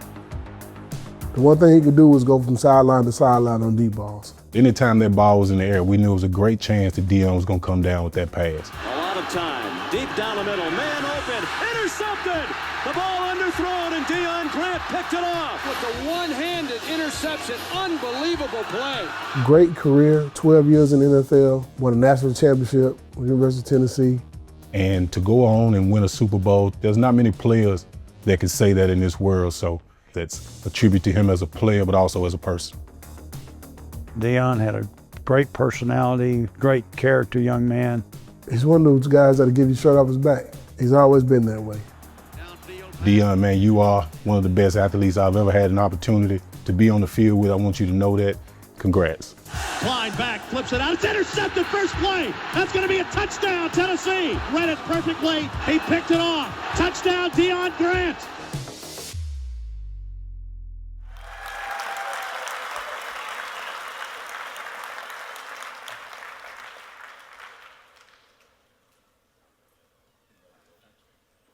Congratulations. Thank you. Back in the day, Tennessee recruited some incredible caliber players from all over the country. They didn't get a lot of players out of Augusta, Georgia at that time. How did Tennessee sway you? Coach Farmer, well, it was a three-part process. Coach Farmer, Garner, and Coach Ramsey was the only coaches that came, in a violent neighborhood that I stayed in Augusta, and they're the only ones that came inside on my mom's couch. And at the time, I was the #1 guy in the country, but everybody else went to the high school. They came and actually sat on my mom's couch. And one thing that stood aside what they said and what Coach Farmer said versus what the rest of the coaches said was, we need you. The other ones just wanted me. So I felt like I was going to be special if I was to go to Tennessee. That was the first part. The second, my recruit visit and my roommate, Jamal Lewis. Me and Jamal had played in a few All-American games together in high school, but UGA went recruit him. So when he came to Tennessee, we know the Georgia-Florida rivalry was big in high school, and we know how big it was in Tennessee. And at the time, Tennessee couldn't beat Florida. So he was like, we can be part of that history to change that and bring a national championship here. And I think the third was, Coach Foreman and Jay Graham know it firsthand. They had a video that they played for all the recruits that was in, I don't even got the name of the building, but it had all the greats, the Reggie Whites, the Jay Grahams, all these guys that was on this video, and it just did something to me. So them three things put together made me commit, and, the rest is history. How many times do you get asked about the one-handed 98 interception against Florida? That's probably the most. That's the the #1 player everybody remember me for. I done played in I don't know how many games and broke records, but everybody bring that play up, and hey, I'm blessed. I'm blessed that God put me in that position to make that play. 157 professional football games over your 12 years in the league. Pretty reliable dude. Why did you have long-term success as a starter in the NFL? That what I just said, blessed. I guess I always took care of my body though. I never drank, never smoked. I always ate right, tried to put the right things in my body. So that's the only thing I could think of. The Most High blessed me with the ability to recover fast because I had 9 surgeries throughout my career. Even had a career-ending injury my first year before I even played in an NFL football game as far as my hip, that I still have a fake hip to this day. But I just have to say the Most High and just taking care of my body. Football changed your life? Big time. Big time. Got you out of Augusta and through a tremendous college career and a tremendous professional career, and here you are now, Tennessee Sports Hall of Fame. Yes, yes, and I enjoy every bit of it. Deion Grant, happy for you. Thank you.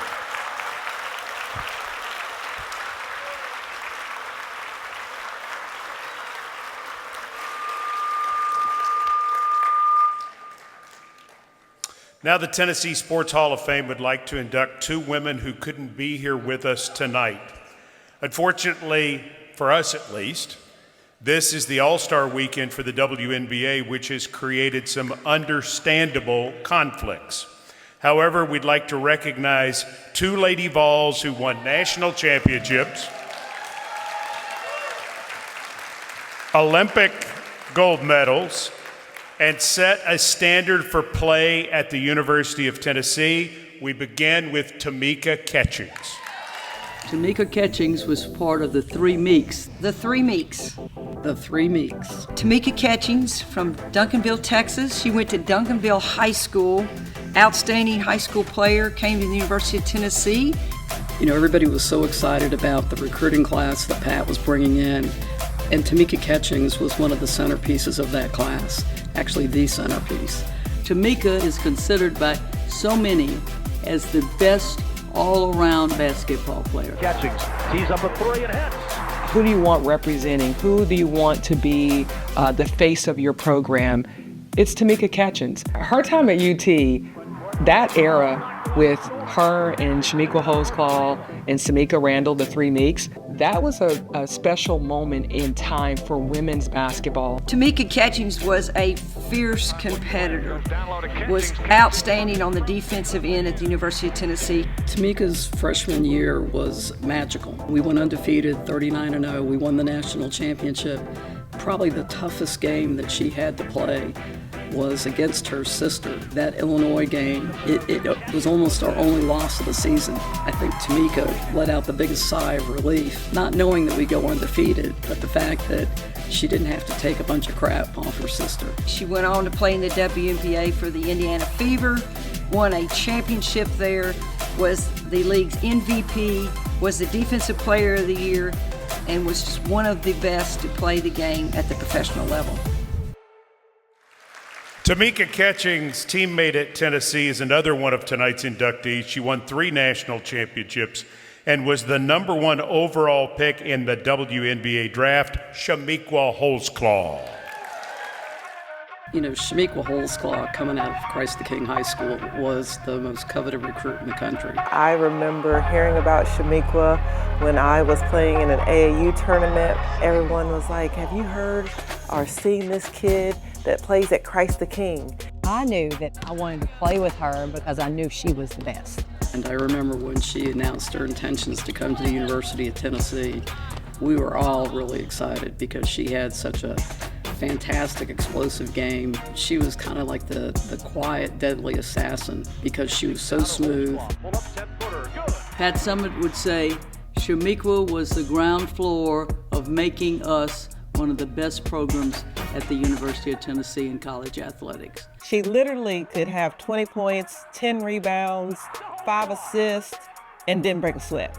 Shamiqua had God-given talent, was a great scorer, had a beautiful jump shot, had a knack for going and rebounding, finding the basketball. Shamiqua could do anything on the court and do it effortlessly.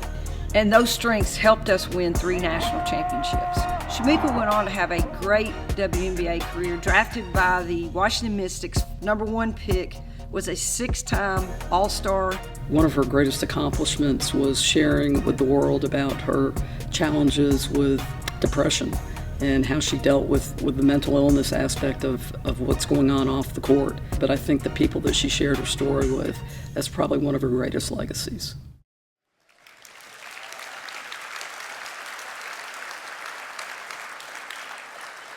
One more round of applause for 2 of tonight's inductees, Tamika Catchings and Shamiqua Holesclaw.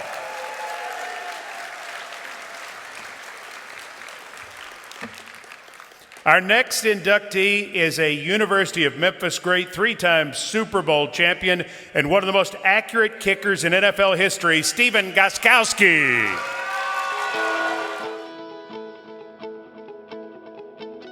I'd watched Stephen. I'd seen him coming out of high school. And as far as athletic ability, he was a Division I scholarship baseball player at Memphis, and then wanted to be a part of the football program as a kicker. A two-sport athlete in college is a rare thing, and watching his progress as a kicker was unbelievable. He taught himself really how to be a field goal kicker and wouldn't give up on it, and got better and better and better every year. If I had to put somebody at the end of a game to win a game, it would be Stephen, because he's going to compete as hard as anybody. He was a great athlete. You know, he made adjustments very quickly. He was always very in tune to what he was doing mechanically and how to fix things. A guy that was going to do everything he could to make himself the best he could possibly be, and he did, and then went on to the NFL and did it there. On the NFL draft day in 2006, I told Stephen, spend the time with your family. You pitch on Saturday, you don't need to come to the park. And he goes, no, Coach, I want to be with my teammates. It's about the 4th or 5th inning of that Sunday game. His phone rang, he stepped out behind the dugout and came back in, and he was white as a ghost. And I said, what was that? He goes, that was Bill Belichick. Our dugout erupted, and I'll never forget that moment. He was the same guy on the field every day, and he's the same guy in life every day. He's always got a positive attitude and very involved in the lives of his family, which speaks a lot about his character.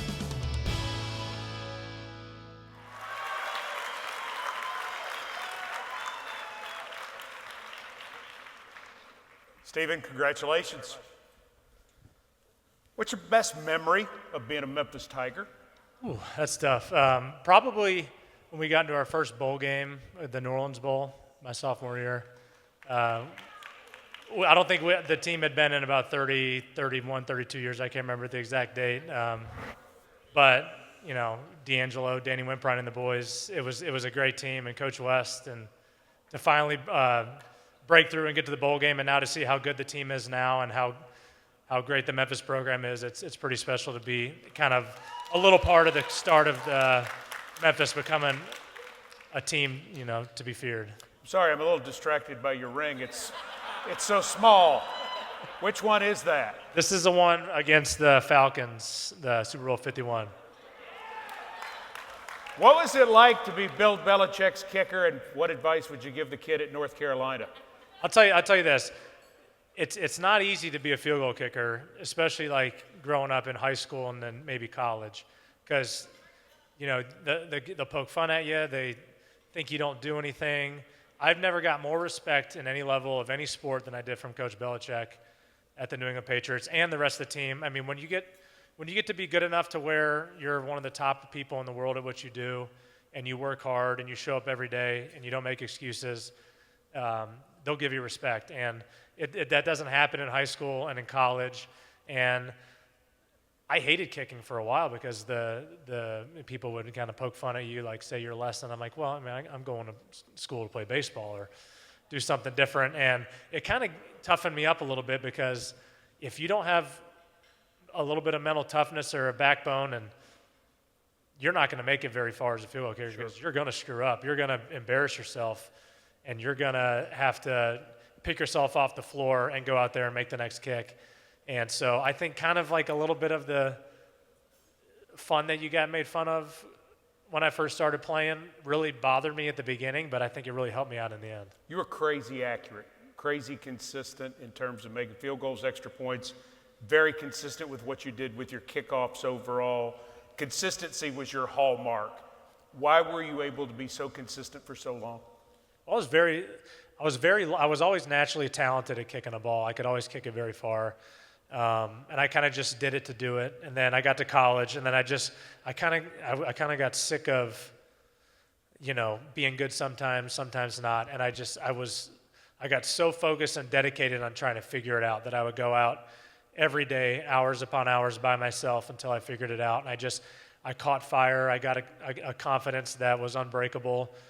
And I just kept working hard at it. And then I was so lucky and blessed to be drafted by the New England Patriots, one of the greatest dynasties in the history of sports. And to go there and be on a team with guys that have already won 3 Super Bowls and see how they work, see how they operate.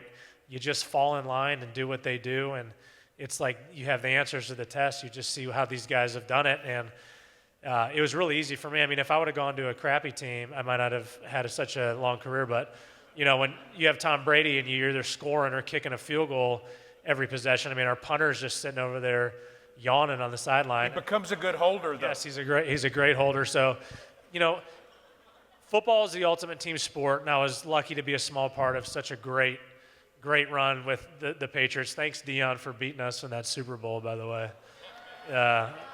It's okay. We got a couple more. Well, it's nice to meet you in person because the year you kicked for the Titans was COVID. We talked several times, but we meet in person as you're a Tennessee Sports Hall of Famer. Stephen Gostkowski. Congratulations. Thank you, my friend. Very happy for you. Thank you. Our next inductee played at NEO, went to Vanderbilt, led the SEC in rushing, had an outstanding career as a college coach capped by an incredible tenure at the University of Tennessee. And for the last 35 years, he's covered sports, I don't want to say better than anyone, but maybe better than anyone. Doug Matthews is next.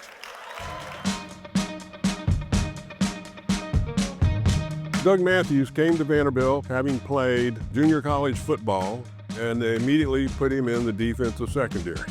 When Doug was a senior, he got moved to tailback. And in the 1 year, he led the SEC in rushing.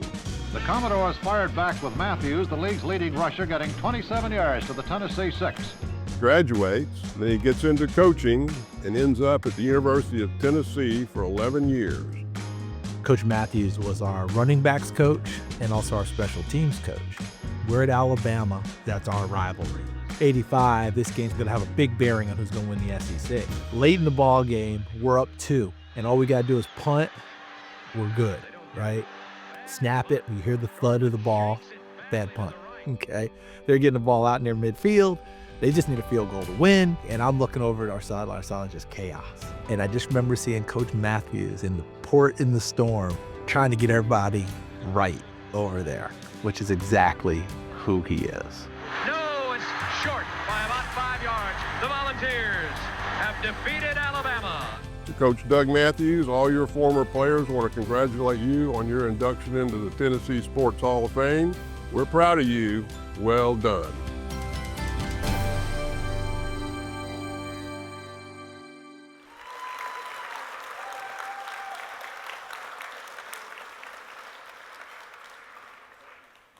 Welcome, Coach.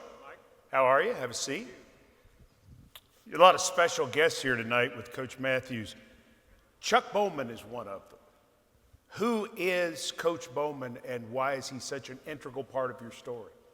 Well, I had 3 head coaches in high school. Actually, I went to 3 schools: high school, junior college, and of course at Vanderbilt. And Coach Bowman was my head football coach at Northeastern Oklahoma A&M. He moved me to quarterback at a 5'8", maybe. I might not have been quite 5'8". You can know what I mean on that, right, Mike? Oh, he's got jokes. Great. I'm channeling Coach Barnes. Yes, thank you. Thank you. But anyway, and he is here tonight. Coach Bowman, I won't get into his age. Well, you can. It's okay. He played on 3 national championships under Bud Wilkinson at Oklahoma. And he was one of the 3 coaches, my high school coach, and then Coach Pace at Vanderbilt, and Coach Bobby Proctor at Vanderbilt were coaches who really, I knew I was going to be not head football coach. I knew I was going to be a football coach probably ever since I was about 6 years old. But all 3 of those instilled in me how to coach and what type of coach to be. I've always believed this, Mike, that the best coaches are the ones who make a player feel like they don't want to disappoint you. Sure. Coach Bowman was one of those, and I did not want to disappoint him when I played for him, and he's here tonight, and 90 years old. Coach, stand up, if you don't mind. Thank you, Coach.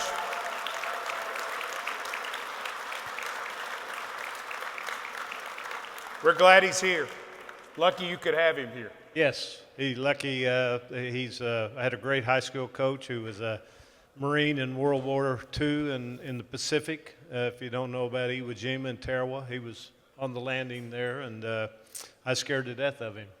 Not because of physically, but he was just an imposing presence. And Coach Bowman was one of those also. And again, they're the ones that kind of, along with Coach Bobby Proctor, that's the type of coach I tried to be when I was coaching. What did you enjoy most about being a football coach? Well, a couple of things, Mike. There's nothing more enjoyable, and I think anybody that's ever played any sport, there's nothing like being in a locker room after a big win and the jubilance of the players. You work so hard as both players and coaches to get there, and a big win. A big win. In my case, we were fortunate enough to, as a player, beat Alabama in my senior year. There were several wins against Alabama, which was, of course, Tennessee's huge rival back in those days, but nothing like it. And then on the other side, there's not a whole lot worse than getting there after you got your fanny kicked either. So kind of a big divide between those two. You've had an incredible post-coaching career. Did coach at CPA a couple years ago. You got to work with your grandson, who's now a part of the University of Tennessee football program. But outside of that 1 year, you've done a lot of things outside of coaching. What have you enjoyed so much about that? The coaching profession is kind of funny. I had not coached in 35 years, but everybody still called me coach. Everybody still does, yeah. Kind of like you call a doctor, no matter whether he's a doctor or not, I guess, or she's a doctor or not. But I love the game. Still do. Love talking about it. Don't really know much about anything else. Thanks to you and Larry Stone, when the Titans first came, I had an opportunity to work with the Titans for a while. Pro ball's not my deal, though. I'm a college football guy, and that's what I like to talk about. And I've been fortunate enough to have a great relationship with Cumulus Radio for years now, and good sponsors, which many of them are here tonight, and enough listeners to keep me on the air. Well, your adopted home state loves you. Welcome to the Tennessee Sports Hall of Fame. Doug Matthews. Thank you very much. Congratulations. You deserve it.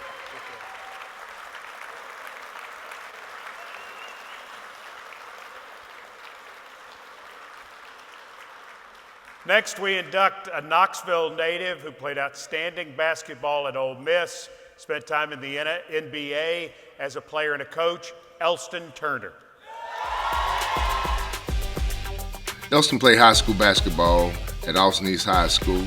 We were so dominant because of the person that Elston was and the leader that he was on that particular team, being ranked #1 in the state of Tennessee, winning the state championship. I believe that Elston easily is one of the top 5 basketball players in the history of Ole Miss. But I know that he's the greatest defensive player ever.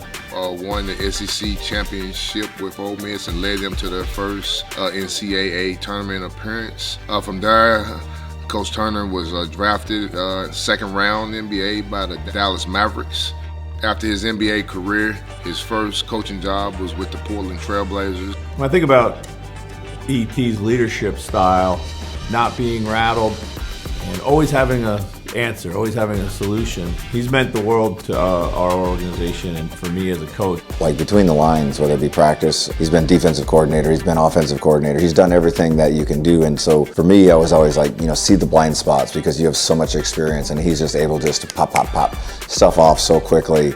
At such a high level, he's just terrific. He's a person that goes above and beyond in the community. He also has a camp each year at Austin East High School where he gives all the proceeds back. He does some instrumental things in the community even up to this day.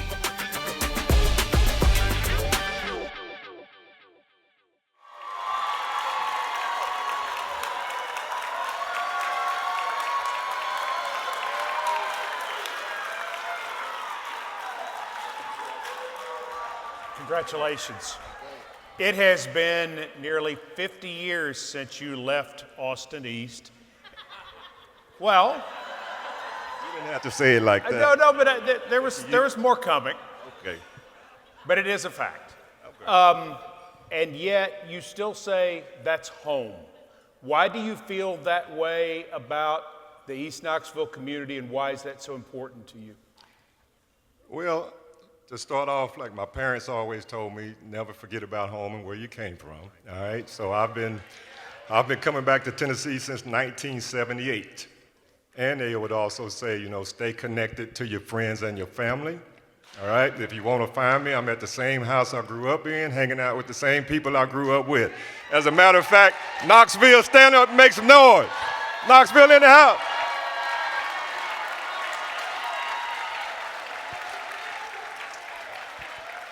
We're in the house. You had a really good NBA career, played for quite some time. What basketball skill, and I think I know the answer, but I want you to talk about it. What basketball skill allowed you to stay in the league as long as you did? Well, I had a combination of skills. You know, I wasn't the fastest, I wasn't the strongest, I didn't jump the highest, didn't shoot the best. But I think my heart and my competitive desire helped me to make the NBA, and it's one thing to make it, and it's a total another thing to stay around.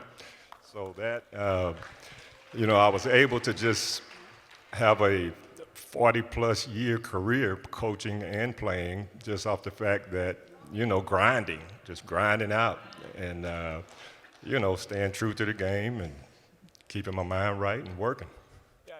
Entering year 30 as an NBA assistant, which is remarkable. And I guess I just wonder, what do you find so gratifying about being part of an NBA coaching staff each year? To hear you call these years out, that sounds like, you know, I'm old, you make me feel old, man. Elston, it is a Hall of Fame. Okay, let me give a quick story. I have been coaching for a long time, and there's, you know, some of the players and the coaches, they you know, in a humorous way, they make fun of it. You know, I had one player one time, Josh Minot, a young guy, came up to me and asked me a question, and I thought it was a basketball question. He said, "Hey, Coach, can you tell me, what did Julius Caesar say when he signed your high school yearbook?" So I'm scratching. Anyway, he's about 20 years old. I call him Similac because he's a little baby. I said, okay, I'm going to get a pacifier and I'm going to shove it down your throat when you're crying about your playing time. So we go back and forth. Anyway, I forgot your question. What was it? Again, it doesn't really matter. Why do you love being a coach? Well, I heard some other coaches say it's the players. You know, I really get a kick out of watching them grow. You know, a lot of them come from backgrounds, different backgrounds, and just to watch them flourish, watch them grow, and to be a part of that. You know, it does something to me. So that's the main reason you know, it's gratifying for me to be around this long. You know, as well as going back to my hometown, doing a camp for the little kids. So, you know, just watching, passing your knowledge on to other people is special. You have been a positive influence on so many lives we couldn't even begin to count. You could get in the Tennessee Sports Hall of Fame for just that, not only for your playing and coaching, so deserving. Elston Turner is a member of the Tennessee Sports Hall of Fame. Thank you so much. Honor.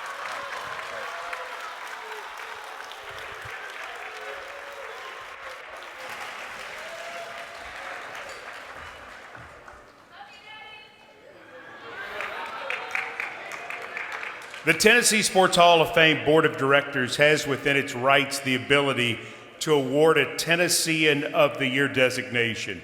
In years where the board deems an individual or organization worthy, the Tennessean of the Year is selected for making significant contributions to our society through sports or other methods, demonstrating strong character and high-profile leadership.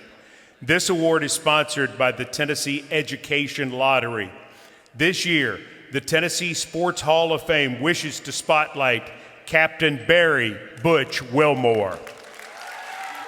Barry Wilmore is such an incredible individual in many ways. Barry went to school at Tennessee Tech and studied electrical engineering. He joined the Navy. He got into the astronaut corps, and I guess the rest is kind of history. I know he's made 3 journeys to the space station.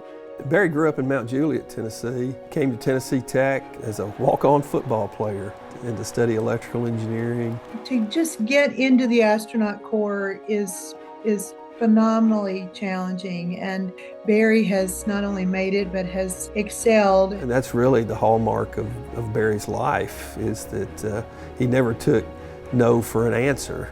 You know, Barry didn't expect to be in space as long as he was in this round. How he handled that challenge was the greatest feat of all. To show the grace that he showed while he was on the space station was so impressive, and so made all of us who know him so proud. And I think about what that's going to mean to our students who have come from a public high school and are going to a state college and are studying alongside where Barry studied. And they're seeing Barry not only being a famous astronaut, but pouring into the university and pouring into our students the way he does. He shows the world what a great place Tennessee is to live and grow up and develop that kind of character.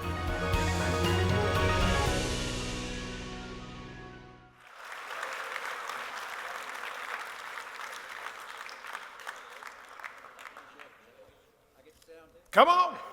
We'd like that. Thank you, Mike. All right. So people know your story, but let's just review very quickly. You're supposed to be gone into space a little bit over a week. 8-9 days, something like that? That's correct, yes. Okay. You stayed gone almost 41 weeks. Not your idea. No, sir. No, but it happens. Privilege to serve, right? So that's right. However it plays How out. did you keep your sanity, though, not knowing when you were going to be able to get home? It's just content. You know, my Lord and Savior Jesus Christ. I have many references to our God. Understanding His Word, just contentment in all situations because He's working out His plan and His purposes. And of course, a lot of that is, you know, the foundation was here in my home state of Tennessee with coaches like Jerry Kirby, my coach that's here tonight, and many others and players. Tim Bryant, maybe the second best high school football player ever. His senior year, 1980 at Mount Juliet, he was the number 2 prospect in the state. Number 1 that year was Reggie White. And this guy, Tim Bryant, I mean, just with those guys, and we practiced on a field that when they built Interstate 40, they scraped all the topsoil off the area where they built our junior high. And when you scrape off topsoil in Tennessee, what's left? Limestone, exactly. So it was clay and limestone, and the coaches are like, you got to want it. You got to want it. And they were right. And that phrase has stuck with me my entire life in all types of situations, including the difficult situations of life that we all encounter. You got to want it, and you press through. Tony Vitello's Tennessee baseball team in the 2024 College World Series did help tide you over for home, though, did? Yeah. I sent them a sign that said, whoop 'em all in Omaha. And they did. They did. It was great to watch. Oh, I'd stay up and watch. I mean, we didn't have continuous coverage, but the coverage that we get as sporadic as it was, I watched the whole time they were there at the College World Series. It was fantastic. Okay, so you've been home for 4 months roughly now? Almost 4, yes. Okay, so you've had some time to look back at the experience in your rearview mirror. Now that it's been right at 4 months, what stands out now? What will you take from that? You mean the experience or the experience? Or now that you've had 4 months to have perspective on the 41 weeks in space. I think that you focus on, like I said, those life experiences that build and build and build and prepare you for the next one, prepare you for the next one, prepare you for the next one.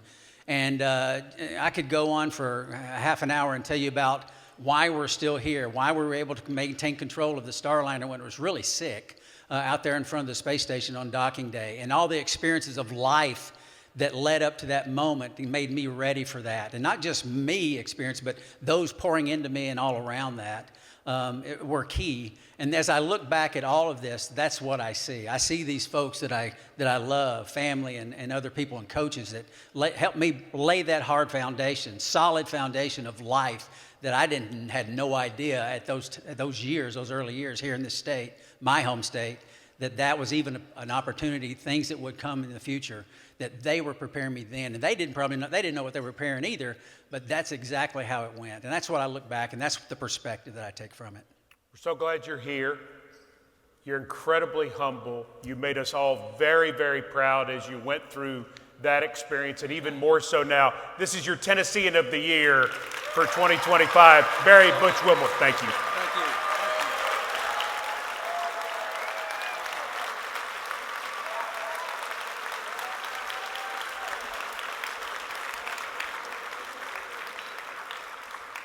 Our next inductee, Memphis Grizzlies legend Tony Allen. Tony Allen went to Oklahoma State. He went to a Final Four. He went to the national championship game. Then he got drafted in the first round by the Boston Celtics. Played his first several years there before ending up in Memphis and becoming a legendary Memphis Grizzly player, getting his number 9 raised in the rafters. Tony Allen is one of those guys that every single night he is going to give it everything he's got on every possession.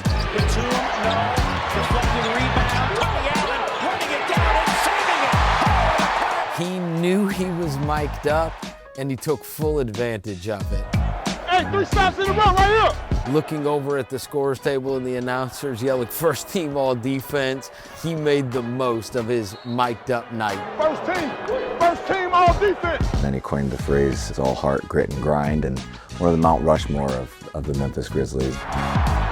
He was a grit and grind guy that had to earn everything that he got. And I think that's why he meant so much to Memphis, because he embodied Memphis. Putting in the work, whatever it takes to get the job done. That's the kind of city that Memphis is, and Tony's that kind of guy, just as, to me, as everybody is in the state of Tennessee. Tony Allen comes up with that steal. And he laps all the way to the bucket.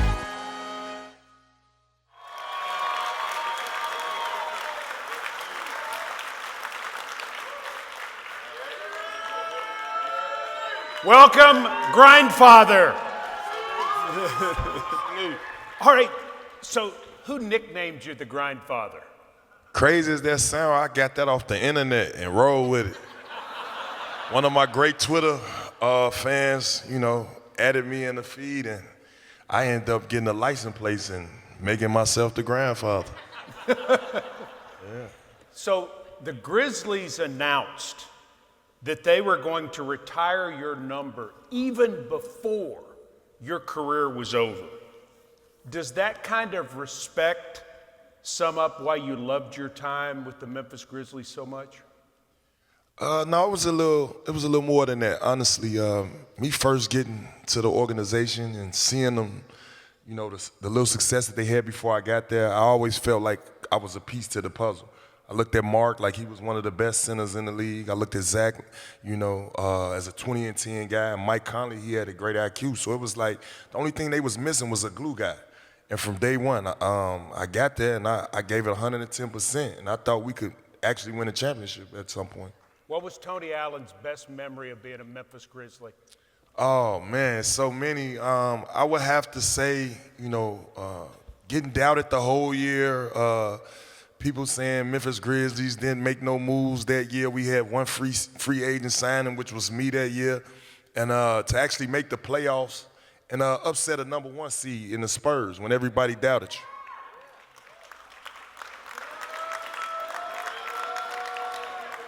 So first team. Yeah. For sure, first so team. the resume is pretty strong. You're from Chicago. Yes. You played junior college basketball in small towns in Kansas and Illinois. You played college basketball at Oklahoma State. You spent 7 years with the Boston Celtics. And tonight, you're being inducted into the Tennessee Sports Hall of Fame for your time in Memphis, Tennessee. How does that feel? Oh, it feel great, man. To come out here and understand the rich history in sports and just to be a part of that is definitely flattering. But as soon as I got here, I knew to get here and give 110% because this town don't play. You can't cheat hard work around this town. So, yeah, give it up. Hard workers, grit and grind is just a mentality. It was a way of life, and I added it, to the ball club. Grindfather, Thank you so much. Congratulations. Tony Allen, everybody. Way to go, man. Thank you. What a pleasure. Thank you. Thank you.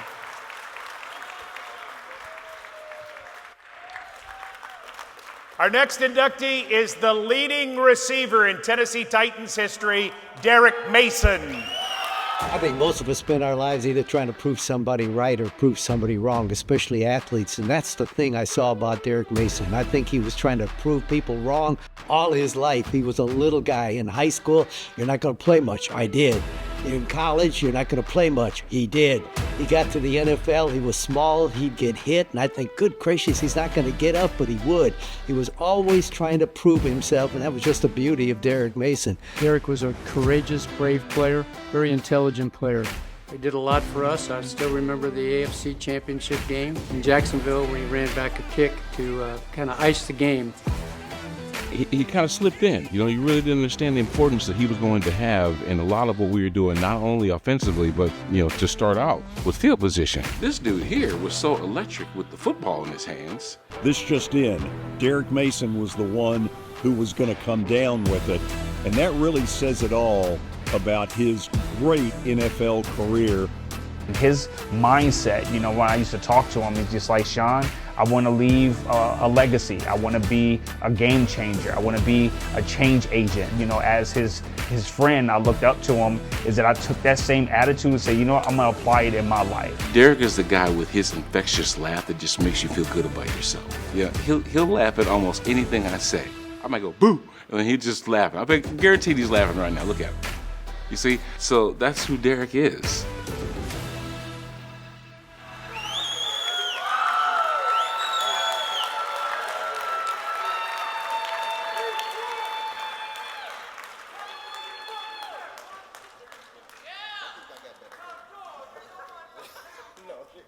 He says, I think I have better hands than you. Man, you're right. That's true. He has better hands than Harold Grader. That's true. So, remarkable story with you because you come into the league primarily as a kick returner and you become one of the greatest receivers of your generation.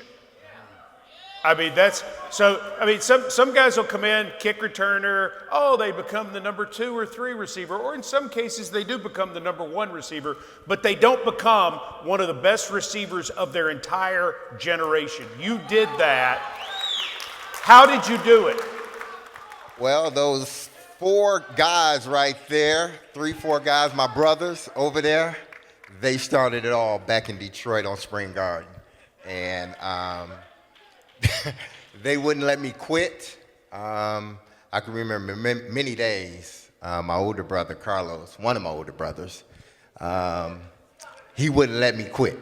He would have me out there playing consistently against my brother Jackie all the time, or against a friend in the neighborhood. So I just built that attitude and built that mentality to go out there and continue to fight and grind. I remember when I got drafted, a little disappointed because it was in the 4th round. But God had a plan. I didn't have one. He had it. So I got drafted in the 4th round, and I remember my brother telling me, it's not where you draft, it's what you do when you get there. And I took that mentality straight to Houston at the time. And I remember when guys were leaving after practice to go, do what adults do, whatever it was, I was in the hotel room studying my playbook. That's all I was doing. Because Les Steckel said, hey, listen, I want you to play all 3 positions. You can line up anywhere. Yeah, he said, line up. He said, I want you to learn all 3 positions. And to me, it was a challenge, and I accepted it. And I learned all 3 positions, which helped me get on the field quicker my rookie year. Sure. But it was just a, no quit attitude about myself. One of the most flattering compliments that I got was from Ty Law out of Michigan, and they asked him a question about individuals or receivers that you played against, and he said, and he mentioned me, and he said that guy never quits. He never takes a play off, and for a DB to say that means a lot. So my brothers up front, they helped me a lot. And then my daughter and my son and my ex-wife, they were all there for me. So, that helped me become the player that I was. You played with Steve McNair here and in Baltimore. What did Steve McNair mean to Derek Mason's career? Everything. It started with Steve once I got here, and he and I built a rapport. Once I became a starter, he and I built a rapport, and we never looked back. We was friends on the field, friends off the field, and he was a special guy. And it wouldn't be, obviously wouldn't be me without the Titans drafting me, one, but it wouldn't be me without Steve McNair, because he was the heartbeat of that team. And just being there with him, being able to catch passes with him. I say this all the time, that there are two quarterbacks that I love the most. One played at the University of Tennessee and Peyton Manning, and the other is Steve McNair. I don't think there's any quarterback that are better than those two guys. Your numbers speak for themselves. I mean, what you did speaks for itself. And yeah, there's a real case for Canton, Ohio. Maybe this is not the last Hall of Fame. But for this moment, as you go into the Tennessee Sports Hall of Fame, how does Derek Mason want to be remembered for his career? A hard worker, a grinder. I listened to Tony Allen and some of these other guys, they talked about grinding. That's all I did. That's all we did in the city in Detroit. We grind, and that's where I learned it from. And when I got here in Nashville, it was to continue to grind even more, because I wasn't supposed to be the starter. I was supposed to be the punt returner. I was supposed to be the backup. That's not good enough for me. It was never good enough for me. And I always had an attitude on my shoulder, a chip on my shoulder and an attitude about myself. It helps at times, it hurts at times too, but I can also recall Chris Sanders, a good friend of mine, saying, hey, listen, man, when you go out there, each and every time you walk into that building, don't let nobody steal your joy. Don't let nobody steal your joy, because once they steal it, they got it, you're not getting it back. And I held on to it, and it made me a better player and just a better teammate. Derek Mason, congratulations on being part of this special class tonight. Nice job. Way to go.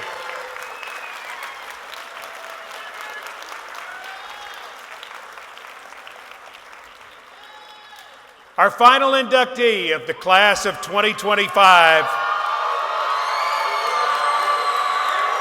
Ron Slay. Ron Slay, man. If you know him, you know this, man. It's not a gym, not a outside court, not a school, not a person he's run into that hasn't felt his impact, man. From the time that I met Ron, you knew he had a talent in basketball. You knew he was a hooper. Slay posted up, try and get it inside to him, deflected. Hathaway behind the back to Slay. Reverse layup is good. And if you listen to him talk about basketball, you understand his passion too. And that's how he played the game. What's really cool about his journey too, it wasn't just the state of Tennessee that felt him, at Pearl Cone and all of Middle Tennessee and across the state. His impact was felt everywhere he went. From east to west, north to south, across this place. You drop his name, people are gonna know who he is. And not just that, the opposing teams he's had to play, they may have hated him when he played in Lexington or Auburn or Alabama, but you respect the heck out of what he brought every single day and every single night that you saw him perform. And the same thing goes on his sports media side, man. You know, out of all the former Vol athletes, VFLs that I've met, Ron, hands down, is the most popular. He's the most positive. He never left us. He brings so much energy and joy and common sense when he's on social media or whether he's on the stage at an alumni event. And it's only fitting for him to be inducted into this. As you like to say, the car ain't got no roof. Your future has no roof, Savage, man. Congrats again.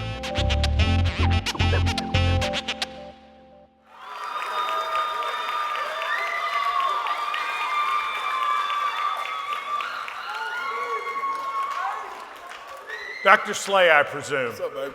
Congratulations. Have a seat. I got to know one thing. I've never asked you this. When and how? Hold up, Mike. Okay, wait a minute.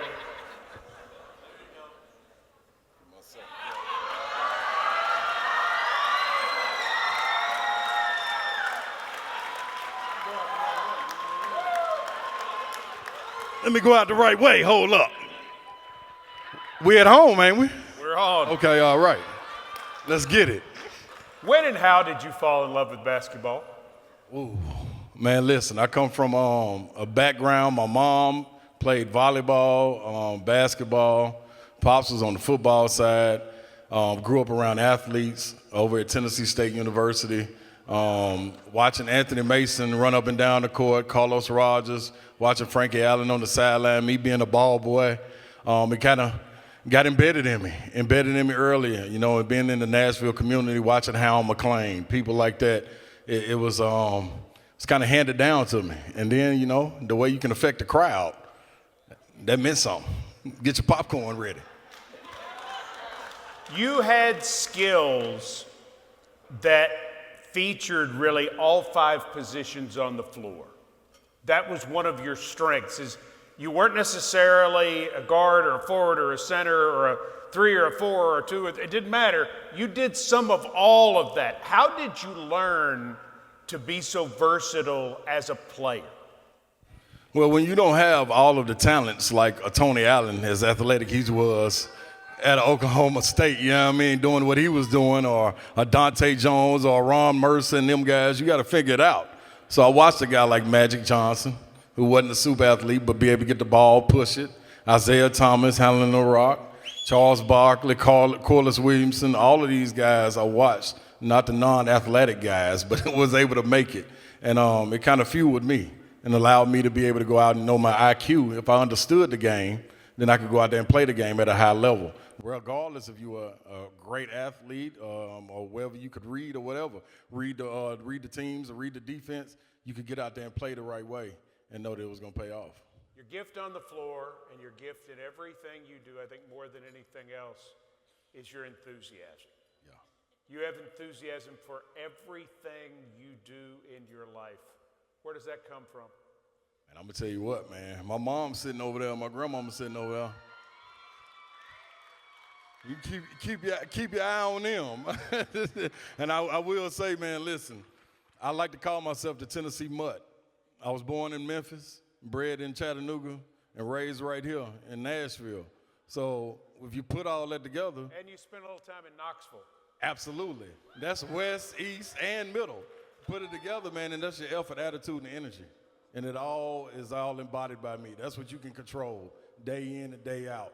So regardless if you pay your money or you sneak into the gym, you walking home and knowing that the dude number 35 with the headband, man, he went to work that day. He might have got 1 bucket, but damn, it looked good. That's all I had. All right, so I need the Ron Slade benediction for the class of 2025.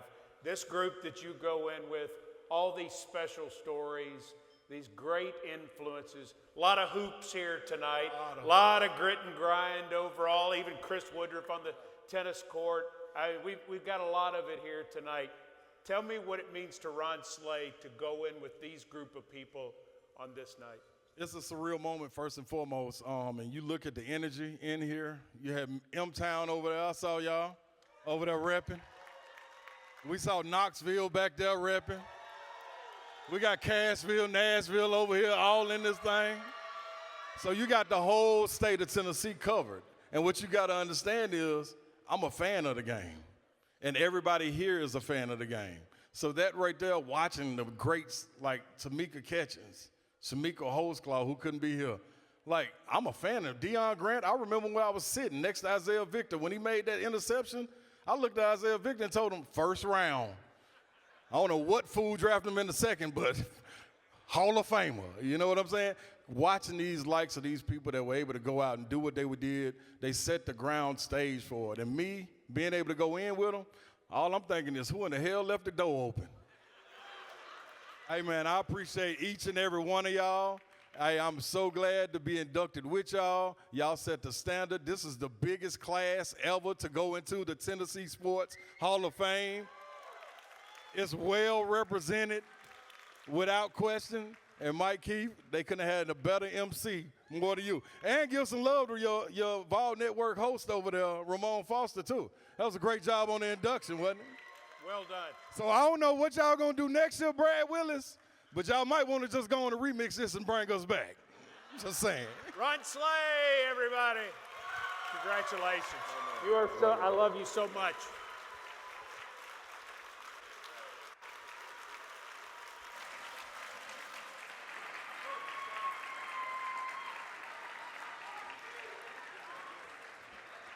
Did you have a good time? And it's not 1 o'clock in the morning. Let's give that a big hand. That concludes the Tennessee Sports Hall of Fame 60th annual banquet presented by the Tennessee Titans. Give me 1 second here, please. Thanks to all our sponsors and to all of you who support our hall, the Tennessee Sports Hall of Fame. Final reminder, if you bid on any of the silent auction items, check on your way out to claim your items. You're encouraged to take your floral centerpieces with you. Thank you again to our sponsors. We hope you'll join us October 6th for the annual golf tournament presented by the Tennessee Lottery. You can sign up at tshf.net. Thank you for attending. Please drive safely, and thank you for your continued support of the Tennessee Sports Hall of Fame. Good night, everybody.